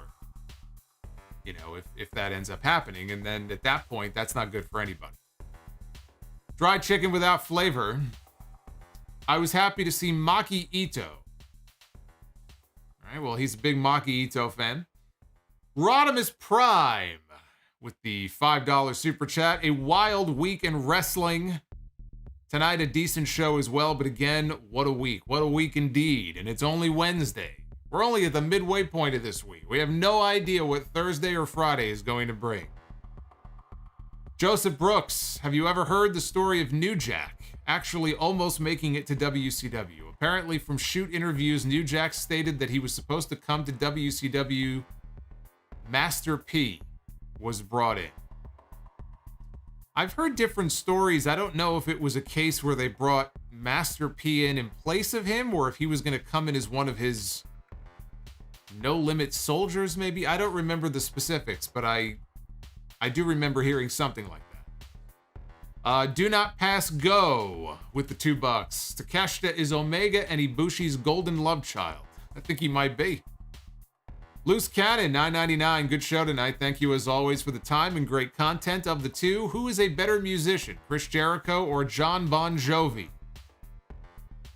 I'm going to go with Bon Jovi on that. Dry chicken without flavor. After Double or Nothing, Tony Khan should have a talent meeting to address anything that's bothering talent, their spot on TV, and the booking. I am sure that if Tony Khan thinks a meeting is needed, there will be a meeting. Shin Akuma. The way Bianca has been booked since arriving to the main roster is how Sasha should have been booked. Nothing against Bianca. Temjin Zephyr with that $30 Bully the Clown. I almost said Bully the Bitch. Bully the Clown super chat. I guess it's kind of interchangeable. With Rey Fenix having his own theme song and entrance, is that an indication that we will see a Rey Fenix singles run? Also, him and Kyle had a killer match. No, I wouldn't read too much into that. You know, he had a singles match in the tournament. He has his own music. I don't think that is an indication of anything specific. Rizzo, missed AEW tonight, but always got to support the best podcaster around. Also, as a Tigers fan, our free agent signing also got hurt today, so our 3 best pitchers are hurt. Good old baseball. My heart sank when I saw Scherzer go like this. Because as a Mets fan, you have to understand something. When it comes to injuries and pitchers, like I remember, what was it, Victor Zambrano running off the mound. Like, there are just moments in your mind that stand out to you that you don't forget. And you get that sickening feeling in your stomach, and you're just waiting for the report the next day that this guy needs Tommy John surgery, and this guy needs this, and this guy needs a fucking arm transplant. There's always something with this team. Things have been going so well that as a Mets fan, in the back of my mind, I'm just waiting for the other cleat to drop, and I feel like this could be it. But I don't have any details. I came on the air as soon as I saw that. Food Hive, my Dallas Mavericks are getting assassinated. Wow, assassinated right now. So here I am. The playoffs have really taken my attention from AEW. Got me thinking, wow. Watching something week to week with no break is a tall ask. So Tim in the chat says that Max says it was a minor strain. I've heard that before too. Oh, it's just a minor thing. Everything's fine. And then the MRI comes back and it tells a very different story. Hopefully that's all it is. I hope that that's all it is, but I've heard that story before. Rizzo, I apologize if this is a dumb question, but could it be possible for some reason that AEW is not interested in Athena? She has been free to sign for a while and nothing yet. It's always a possibility. I can't imagine what it would be. I'm not aware of her having any sort of a reputation that would, prevent Tony Khan from wanting to work with her. I don't know. But if you watch that interview with Chris Van Vliet, it's very clear that she is ready and available to talk turkey if he was interested in bringing her in. I'm not aware of there being a conversation even between them. It is a little bizarre. Team Forward, badass Serena Deeb deserves the title. You can't take the title off Thunder Rosa. Can't do it. Ghostros 123, MJF is the best heel in wrestling today. Absolutely, has been now for a while. Food Hive, the AEW formula is to debut new signings at the pay-per-views. There isn't really a build this time for the pay-per-view, which is strange for AEW. It is a little strange. We usually by now have more matches officially announced. So that's a little weird, but again, you got a week left to go. They'll round out the bottom of the card, and they have a pretty full card now, I guess. Now that we know the 10-man tag has been added, it's pretty clear we're probably going to get Hardys and Bucks. We need... What are we missing? Who's the TNT champion? Is it Scorpio? It is Scorpio Sky. And that horrible storyline. You know what? I'd be perfectly fine if they left them off the pay-per-view altogether. But I don't know. I would imagine they're going to want the TNT champion on the show, either in a title match or a mixed tag or something like that. Groovy Goose, thank you, my friend. I appreciate the kind words. Brock Benningfield with the $4.99. Does AEW have a strict face paint budget? Do you think Tony Khan has an edict for wrestlers only painting half of their face? Seriously, though, you are the GOAT. Yeah, Thunder Rosa paints half her face. Dustin paints half her face. Who are the other ones? Because Sting paints his entire face. Darby, right? Darby's half a face painter. Chris Statlander? Does she only do half her face? Lakers Pats says, so much for Charlotte being out with an injury. I have no idea what that's in reference to. Paul Heyman. I knew Cesaro was not going to debut tonight because how could they possibly have the Swiss Superman be the Joker? You got me there. Paul Heyman. Always delivering. Paul, he's like the fucking mailman. Paul Heyman, always delivering.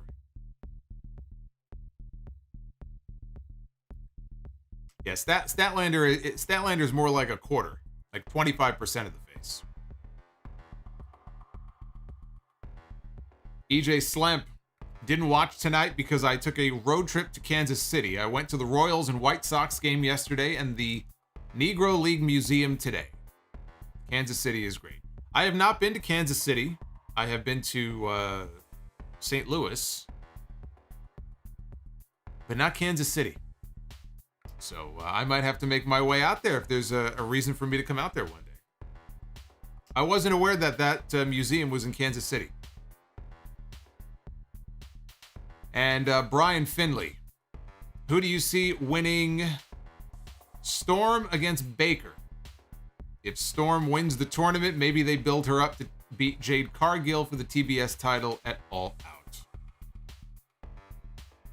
Well, again, I was talking about Storm and Baker a little bit earlier. It's tough to predict. It really could go either way. It really depends on who they have in mind for a winner. Is it going to be a case where they want Statlander, as an AEW original to go over? I would have absolutely no problem with that if they wanted Statlander to win, but I'd like to see Tony Storm go all the way.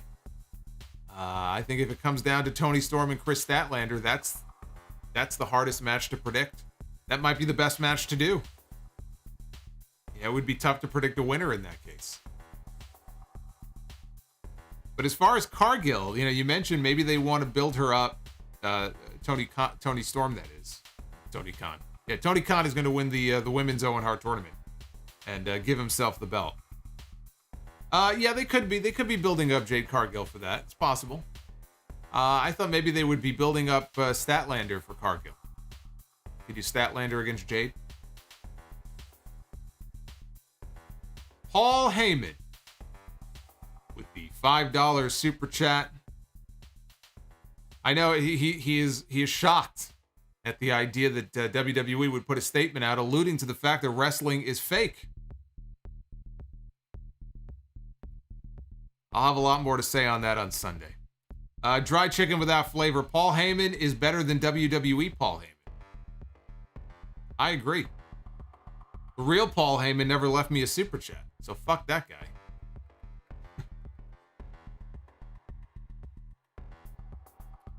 Although I did have a very good steak dinner once on Paul Heyman. Maybe one day I'll tell that story. Shin Akuma with the $5 super chat. Look at Shin. Shin coming in hot. I loved Bayley's Thunderdome era championship. Best work of her career, but I always ended up saying in my head that Sasha needs a run like this. You know, I'm glad somebody in the chat brought up MJF and the Fate 10. Holy shit. He looked fucking he looked sickly. You look at his hands on the show. And I've seen other wrestlers do this. Miz is also guilty of this as well. But MJF might be the worst when it comes to like the hand tan. I mean, the guy almost looks fucking jaundiced. Like, I'm a little worried that maybe he got some health issues going on here. I don't know why they think that's a good look. The hand tan. That just it doesn't make a whole lot of sense to me. They're not doing a good job of evenly spreading this stuff out. It's a bad look. I'm glad somebody brought that up because I had meant to say something and it completely slipped my mind. Did he rub mud on his hands? He might have. He might have rubbed mud. He rubbed something on his hands. Rizzo with the 10 spot. You can't do that to us and leave us hanging about this steak dinner. Well, I have to for the time being. I don't know if I could tell that story. But I did enjoy my meal.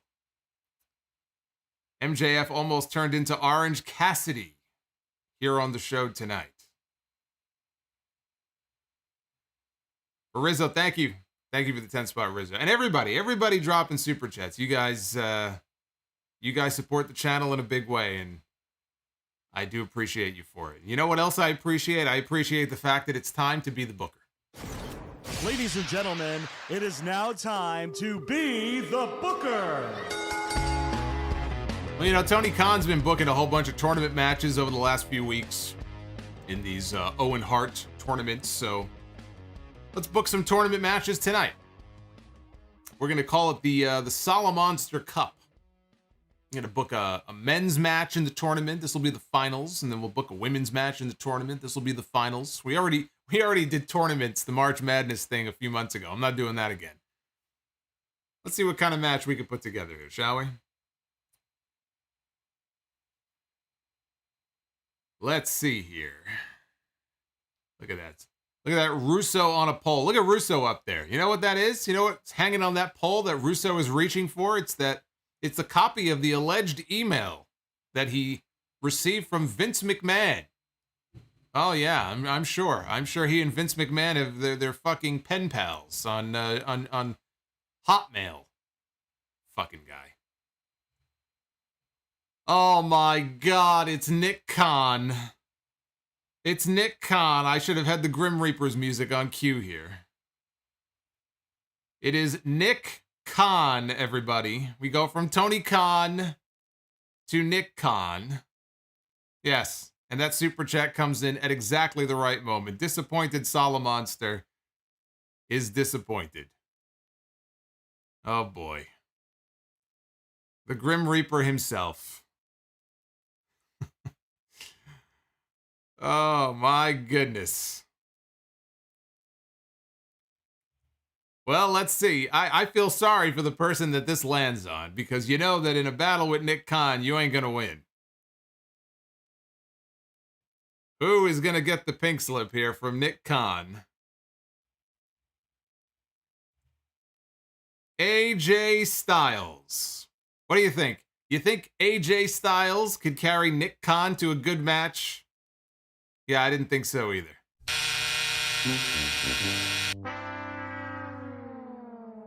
Not even AJ Styles can probably get a good match out of Nick Khan. Although I would hope Nick Khan is not stupid enough to get rid of AJ Styles. As soon as it landed on Nick Khan, it's like a cold chill entered the room here. Let's head on over to the ladies' side. I was kind of hoping it would land on Tony. I'm not even sure if Tony Khan is in here. I should probably put him in there. But if we would have landed on Tony Khan, now that would have been great. So we end with Stacy Keibler. We have Stacy Keibler. Let's see who she's going to be heading in with. One of the most beautiful WWE divas of all time. Stacy Keibler will be going one-on-one with the boss, Sasha Banks. You had me at Sasha Banks. Sasha Banks could carry Stacy Keibler, I believe, to a respectable match. There she is, the former WrestleMania headliner herself. I will have a lot more to say about the Sasha Banks and Naomi situation. I've been waiting because, we're getting new information on this story every day. Everybody was in such a fucking rush on Monday night to jump into this story. And then all these people, the writers and some of these shows, they're getting details wrong. Then the next day, conflicting information comes out. So as we continue to get more information on all of this, my opinion has not changed, I will tell you. My thoughts on this whole thing and where I stand a couple days later now, my mind has not changed as far as how I feel. But I'm going to try to wait until the podcast on Sunday. That will likely be the top story. I will have a lot to say. It will be worth the wait. We'll talk about that on episode 757. Hey, look. It's Naked Solomonster. Who sent that in? Was that Bob the Builder? I think that was Bob the Builder. Uffman Entertainment with the $5 super chat. Solomonster's 2K storyline is currently the best and most entertaining WWE programming going today. I would agree. I have the best storyline going in all of WWE. Dr. Scorpio, not even AJ, could carry this con man to a 2-star classic. Bob the Builder, Bryan Danielson got injured during the tape. Bryan Danielson got injured during the Rampage tapings. Is that true? Well, we're going to have to check that out. I don't like hearing that.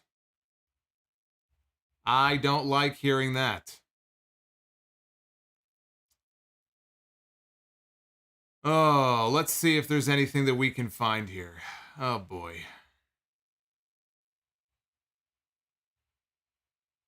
No, I'm not seeing anything right now, but let me check my sauces. Let's check my sauces here and see if anything comes up. Trying to get the latest on Bryan Danielson. I'm not seeing anything. So we'll have to investigate this further. Because if you remember, again, it was supposed to be Matt Sydal and Dante Martin against the Blackpool Combat Club on the Rampage taping. So we know that Danielson was supposed to wrestle.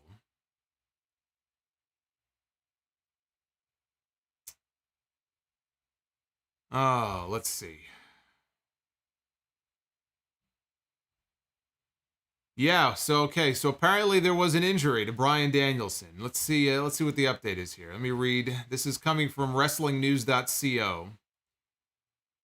Now again, this might be considered partially a spoiler for those of you who are allergic to spoilers and want to know nothing that happens on Rampage. I won't read the outcome of the match here. But this report says that after Danielson and Jon Moxley's match with Matt Sydal and Dante Martin, there was a post-match angle with the Jericho Appreciation Society that led to a brawl.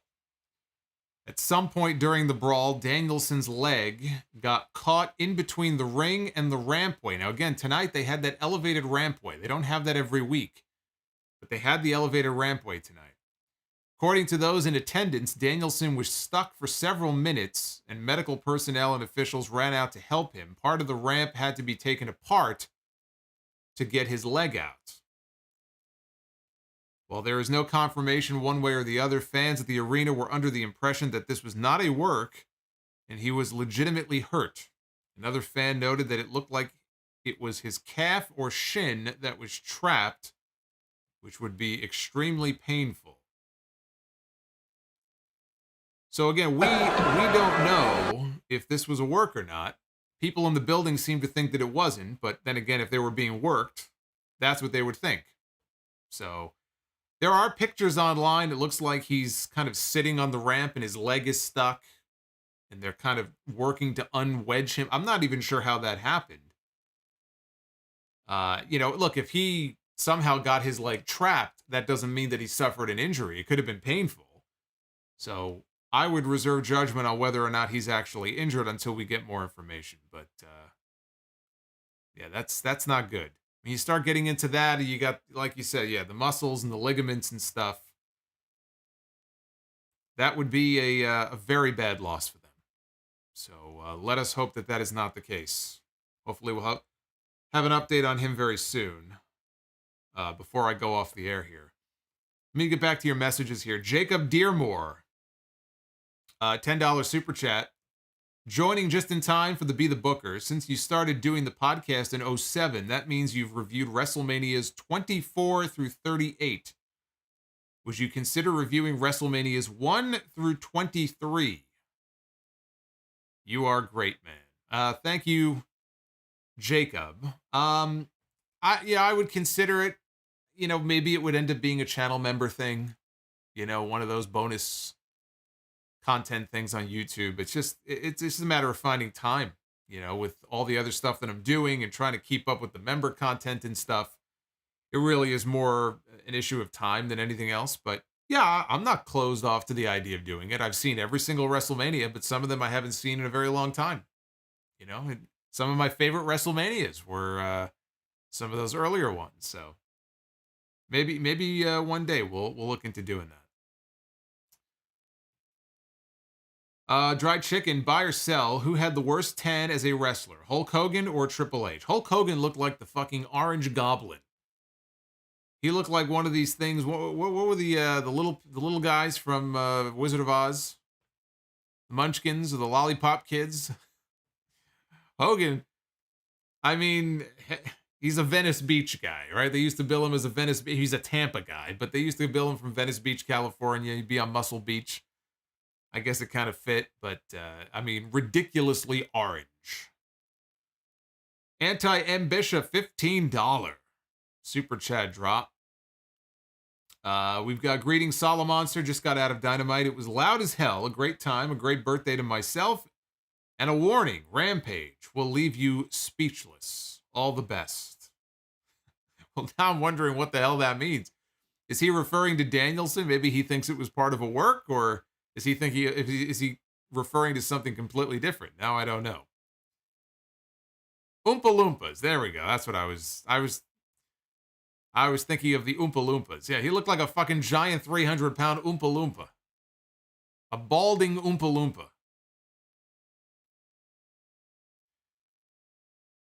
Randy Bobandy, $9.99. What's going on? King of Wrestling YouTubers. Quick question. Could you see WWE being petty enough to purposely induct wrestlers into the Hall of Fame after they pass, like Savage and Vader, among others? Yes. You're asking me if petty people can be petty. The answer is yes. Abanov, $2 super chat. Which wrestler could Adam Driver play? I think Triple H. I don't know what Adam Driver looks like. I've heard the name. I probably have seen some of his movies. I cannot get his image in my head at all. I guess let's look him up and see. I'm gonna see if I can find. So I know this video of the Danielson thing, but let me look up this Adam Driver guy here. Adam Driver. Oh, this guy. This guy. He's a weird looking guy. Adam Driver. Huh. I don't know. I don't know about Triple H. He reminds me of somebody, though. I'm trying to figure out who this is, though. Who this guy reminds me of, wrestling wise. Not Triple H. I don't think Triple H would be the best role. Honestly, you know what he reminds me of in the face a little bit? Maybe not the hair. Andre. He kind of reminds me of Andre the Giant a little bit.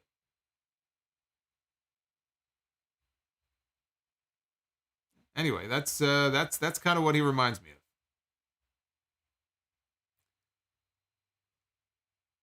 I don't know that I can think of a single movie that this guy has been in that I that I would consider like a favorite of mine, or I can't think of one. What's the most popular movie that he's been in? If it's a Star Wars movie, then I could tell you that I definitely didn't see it. So.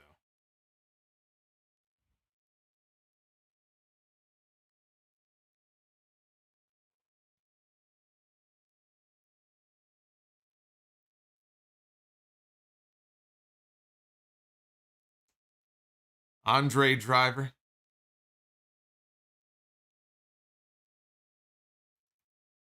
Star Wars, Marriage Story. Yeah, I didn't see any of these. Kylo Ren, The Last Duel. You're speaking a different language to me. I don't know what any of this means. Yeah, I agree. Warhawk says Adam Driver needs to fire his agent. I think he does. Because if Solomonster's never heard of you before, then what are you doing with your career?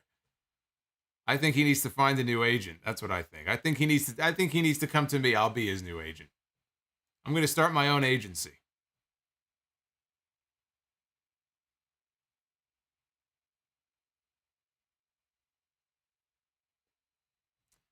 Yes. Marcus, I stand corrected. It's Andrew the Giant. Andrew the Giant. Good morning to Mange. All the way in the UK. He says good morning. And what is it? 5 a.m.? 6 a.m. by you? Probably 6.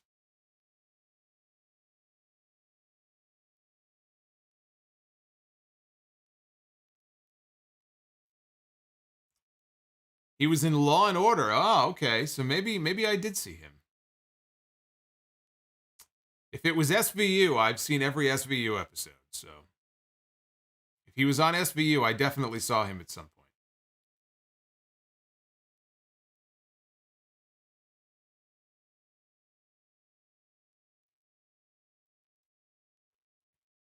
$5:18 in the morning where Mange is in the UK.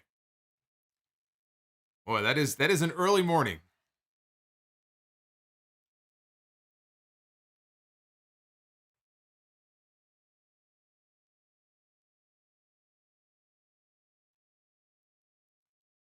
What was the real heat between Jeff Hardy and CM Punk?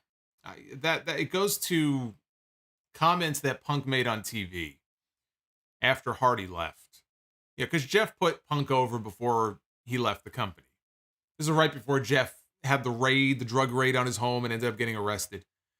He extended his contract, or he stayed a couple of extra months, specifically to put over CM Punk. And Punk went on TV and made comments about him, I think, being, or alluding to him being a druggie or something. And I believe that's where the heat came from. But now they're in the same company, and I assume that they've put it behind them. I assume it's all water under the bridge now.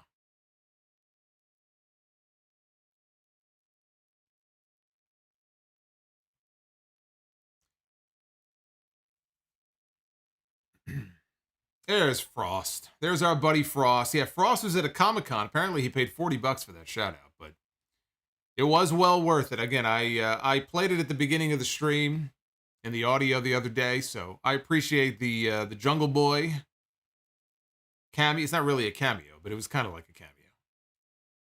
Frost, thank you. I appreciate that.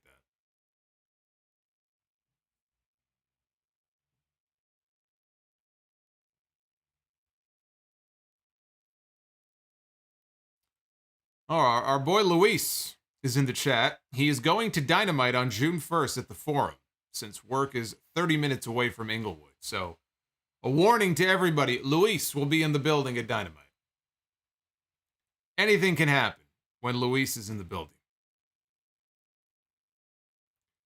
Paul Heyman says that Nia Jax is returning to wrestling. Says, I'm sure Solo is excited. I'm very excited. I can't wait not to watch.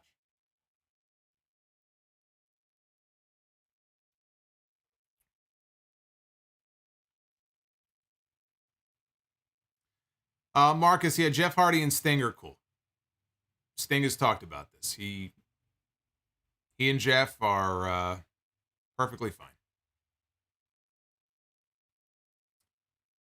I believe that is the first West Coast Dynamite. Well, I mean, unless you count Vegas, I think they're going to be in Vegas on Wednesday, actually. But as far as like California, yeah, I believe that is the first California Dynamite.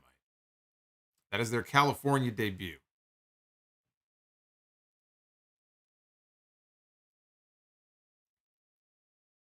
What show have I been to live that I hated the most? I was at a pay-per-view. They did one pay-per-view called Fatal 4-Way, the Nassau Coliseum. I remember that being a pretty bad show. But some of those WrestleManias, you know, they were so long, and you know what, though? You could always find a moment. Even WrestleMania 33 was such a long night, but we had the Hardys return. They got that amazing reaction. WrestleMania 35, I had a light shining in my face for half the show. I went and walked around the concourse. Yeah, I go into the concourse area indoors to go walk around. I couldn't see. I had spots in my eyes. And they have no TVs in there. I figured I'll go in there, I'll watch WrestleMania on the television for a little bit and then go back out. They had no TV, so all I could do is just listen to the crowd. I think I missed the entire Randy Orton AJ Styles match. And I may have missed the women's tag match where the Iconics won. But even that WrestleMania had that great moment with Kofi Kingston beating Bryan Danielson and winning the championship. And it was such a great moment to be a part of. So, you know, even some of those long, grueling WrestleMania shows to sit through, those marathon shows, had their moments. I might go with that Fatal 4-Way pay-per-view just by default. I don't remember that being very good at all. Have I seen The Batman? No, I have not seen The Batman. I was going to watch it last week on HBO Max, and I opened the thing, and it said 3-hour runtime, and I said, not happening. At some point, I will have to start watching it piecemeal. I might watch it in parts. I can't sit down for 3 hours and watch it. I just can't. I can't do it. Did I ever go to the original Meadowlands Stadium? Yes.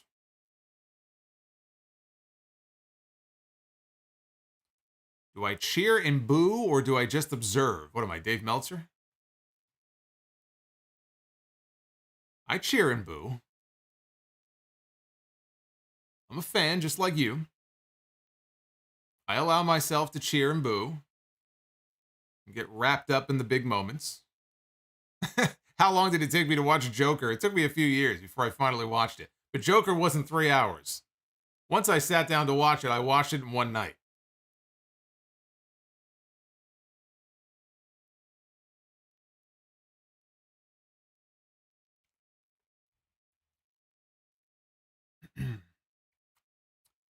Will I go to a GCW show? No, probably not. Thunder Knight. Dropping a super chat to block that guy's view. When do you think we get Punk and Bryan again? Probably not for a while. I'd like to see it. I think we'll get it, but I don't think we'll get it until maybe next year. I'm thinking next year at some point we might get it.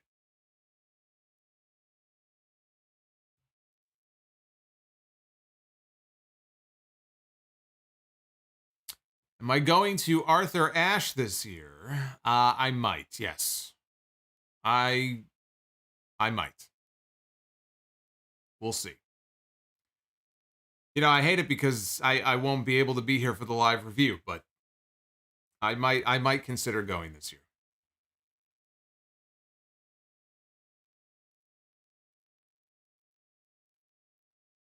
Will AEW send someone to Japan for the G1? I can't imagine that they're going to want to send too many big names, but I think them sending a couple of names, yeah, I could see that. I'd love to see it. Look, I'd love to see Danielson in the G1. It really boils down to the time commitment. I mean, you don't just go to the G1 and pop in for a day or two and then fly back. It's a commitment. It's a commitment of time that Tony Khan may not be willing to, you know, accept for some of his bigger names. But a guy like a Bryan Danielson in the G1 is, I mean, one of those things that you never thought would happen, especially if you think back to when he had to retire. The idea of him even wrestling again, let alone wrestling in the G1, it was a pipe dream. now it could actually happen. I would like to see it happen before he eventually ends up back in WWE, which I suspect at some point he will. But it has to happen at least once.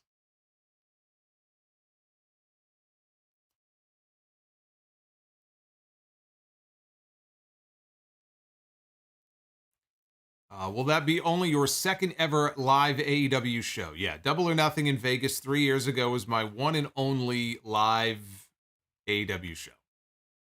So the next one that I go to, whether it's Arthur Ashe or somewhere else, that would be number 2. Dry Chicken Without Flavor AEW Trios titles say, let me in. The Trios titles are made. The belts are sitting in Tony Khan's house, he has said. So it is only a matter of when and not if. He said he had a whole bunch of belts made that people aren't even aware of. 2 of them are the Owen Hart belts for the tournament winners. And he says that there are Trios belts already made and ready to go. Hey, Amiibo's been a Sound Of channel member for 8 months. He says 7 months. No, it's right above it. It says 8. We'll say 8. We'll round up and say 8 months. Thank you, Amiibo. Tribal Chief, have fun next week. He's going to be at Dynamite next Wednesday.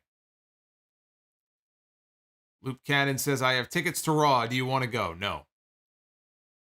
Would you ever travel to Toronto to watch an AEW show? I would entertain the idea of traveling to Toronto for a major wrestling show. I haven't been to Toronto in many years. I haven't been to Toronto in... I haven't been to Toronto in over 25 years. And the last time I was in Toronto, I saw an Argonauts game in the Skydome. And all I could think is, man, this is the building where it happened. This is the building where Hulk Hogan and the Ultimate Warrior had their big clash. I still have my ticket stub from that game.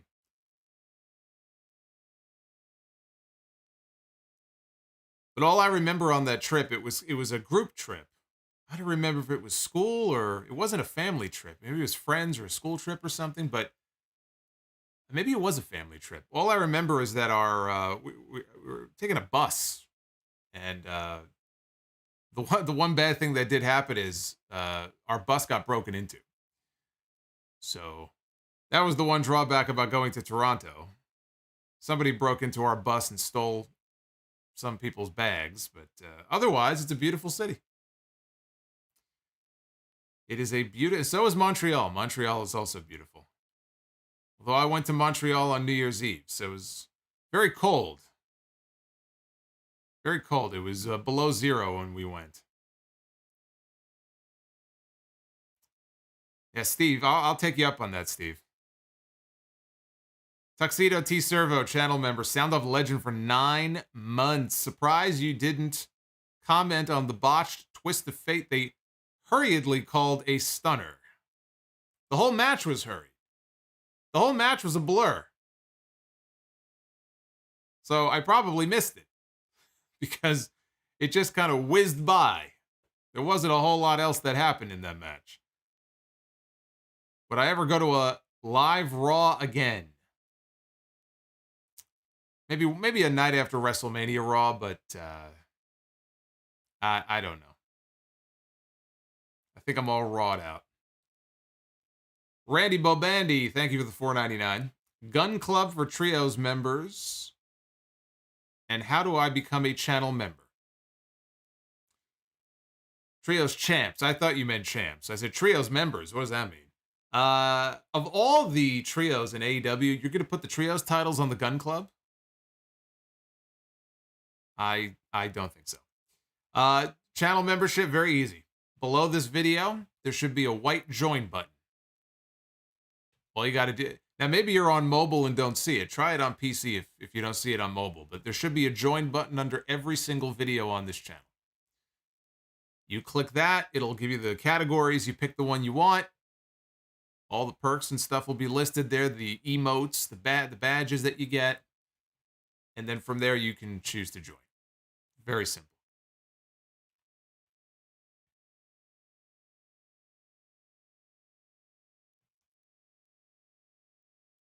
Nathaniel, I again, I answered that earlier. No, I have not seen that.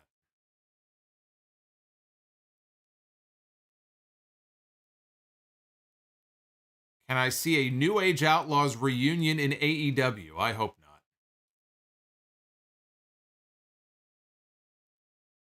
not. Light mode or dark mode on Twitter and YouTube.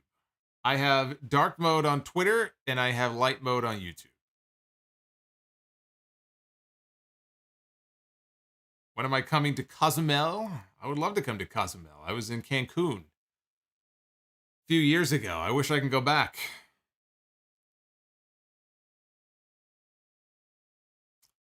Still surprised how WrestleMania 28 was my first WrestleMania in person, which it was. Why didn't you go to WrestleMania 10 or 20 in the Garden? I couldn't afford it. Actually, 20, I think, sold out.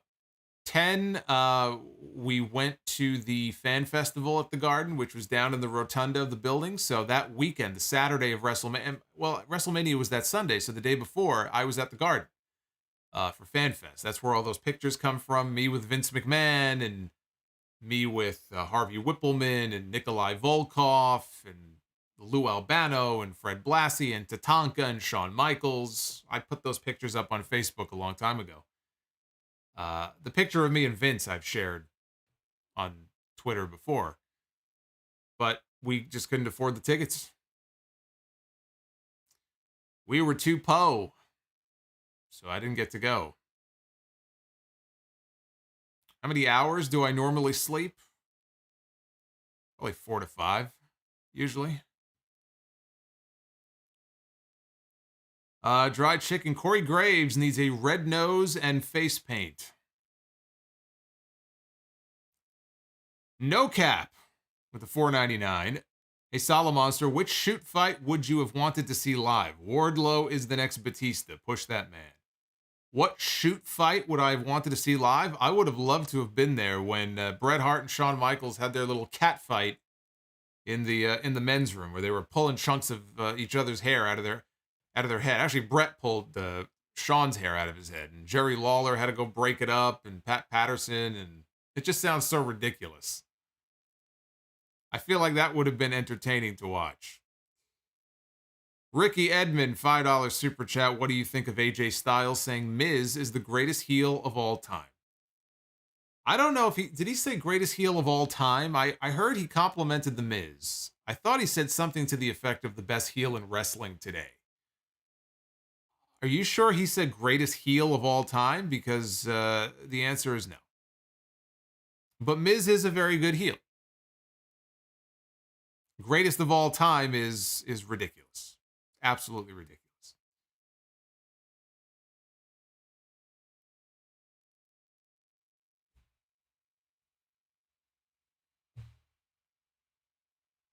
Lawler came out of the toilet to break it up. Lawler was dropping a deuce and he heard the little slap fight going on. So he came out with his fucking pants around his ankles and his crown on his head to break it up. Imagine that visual.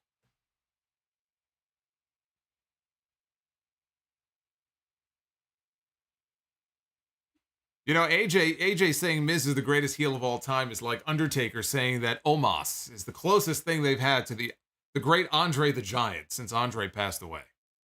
There's something in the water in that company. Something has gone horribly wrong.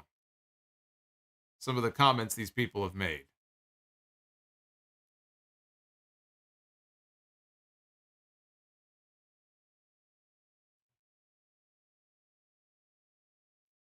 Yeah, Marcus, we talked about Bryan Danielson a little bit earlier. We'll wait to get more information on that. He did get his legs stuck between the ramp and the ring. I don't know if it's just a case where he got hurt but not injured.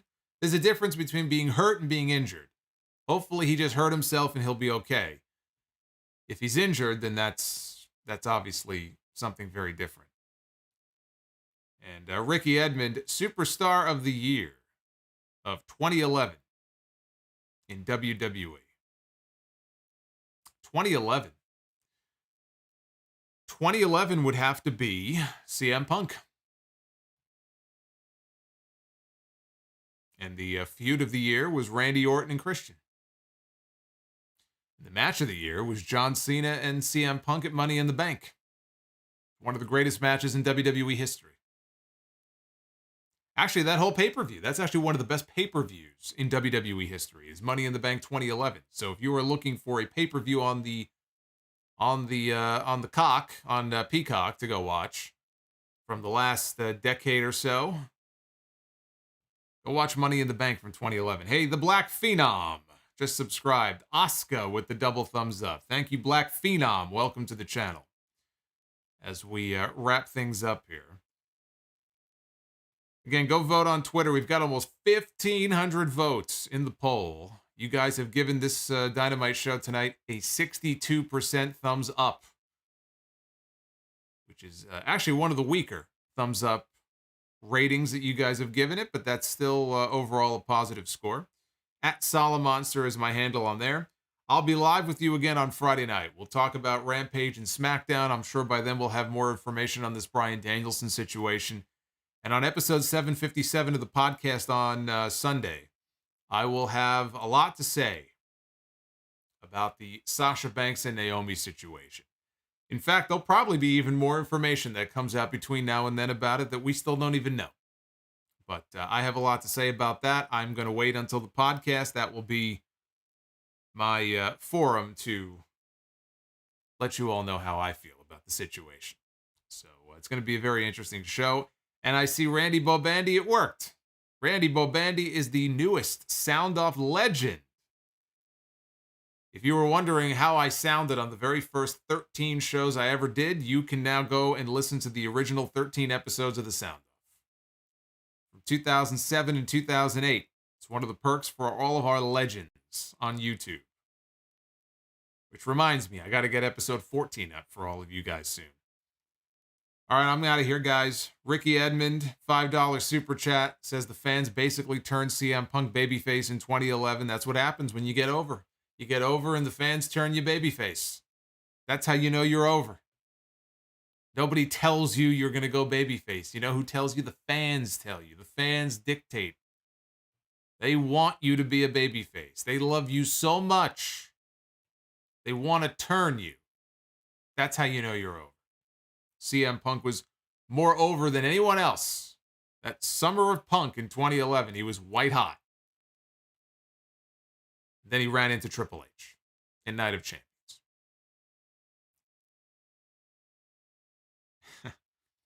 What channel is Impact on? You know, I don't know. Access. I think it's Access. Access TV. I'm not even sure I have Access. But I believe it's Access Television.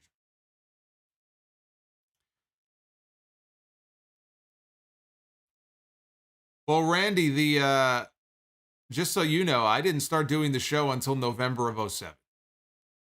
So I've talked about Benoit over the years at length, but there was no Benoit episode because that was in June. I started doing the show in November. So I just missed the whole Benoit situation by a few months. But there's a lot of good stuff there in the archive, so definitely go and check it out. When am I turning babyface? Don't I have a babyface? I thought I was already a babyface. You mean I've been a heel this entire time? Nobody told me? And I'll see you guys on Friday night. Until then, take care, guys.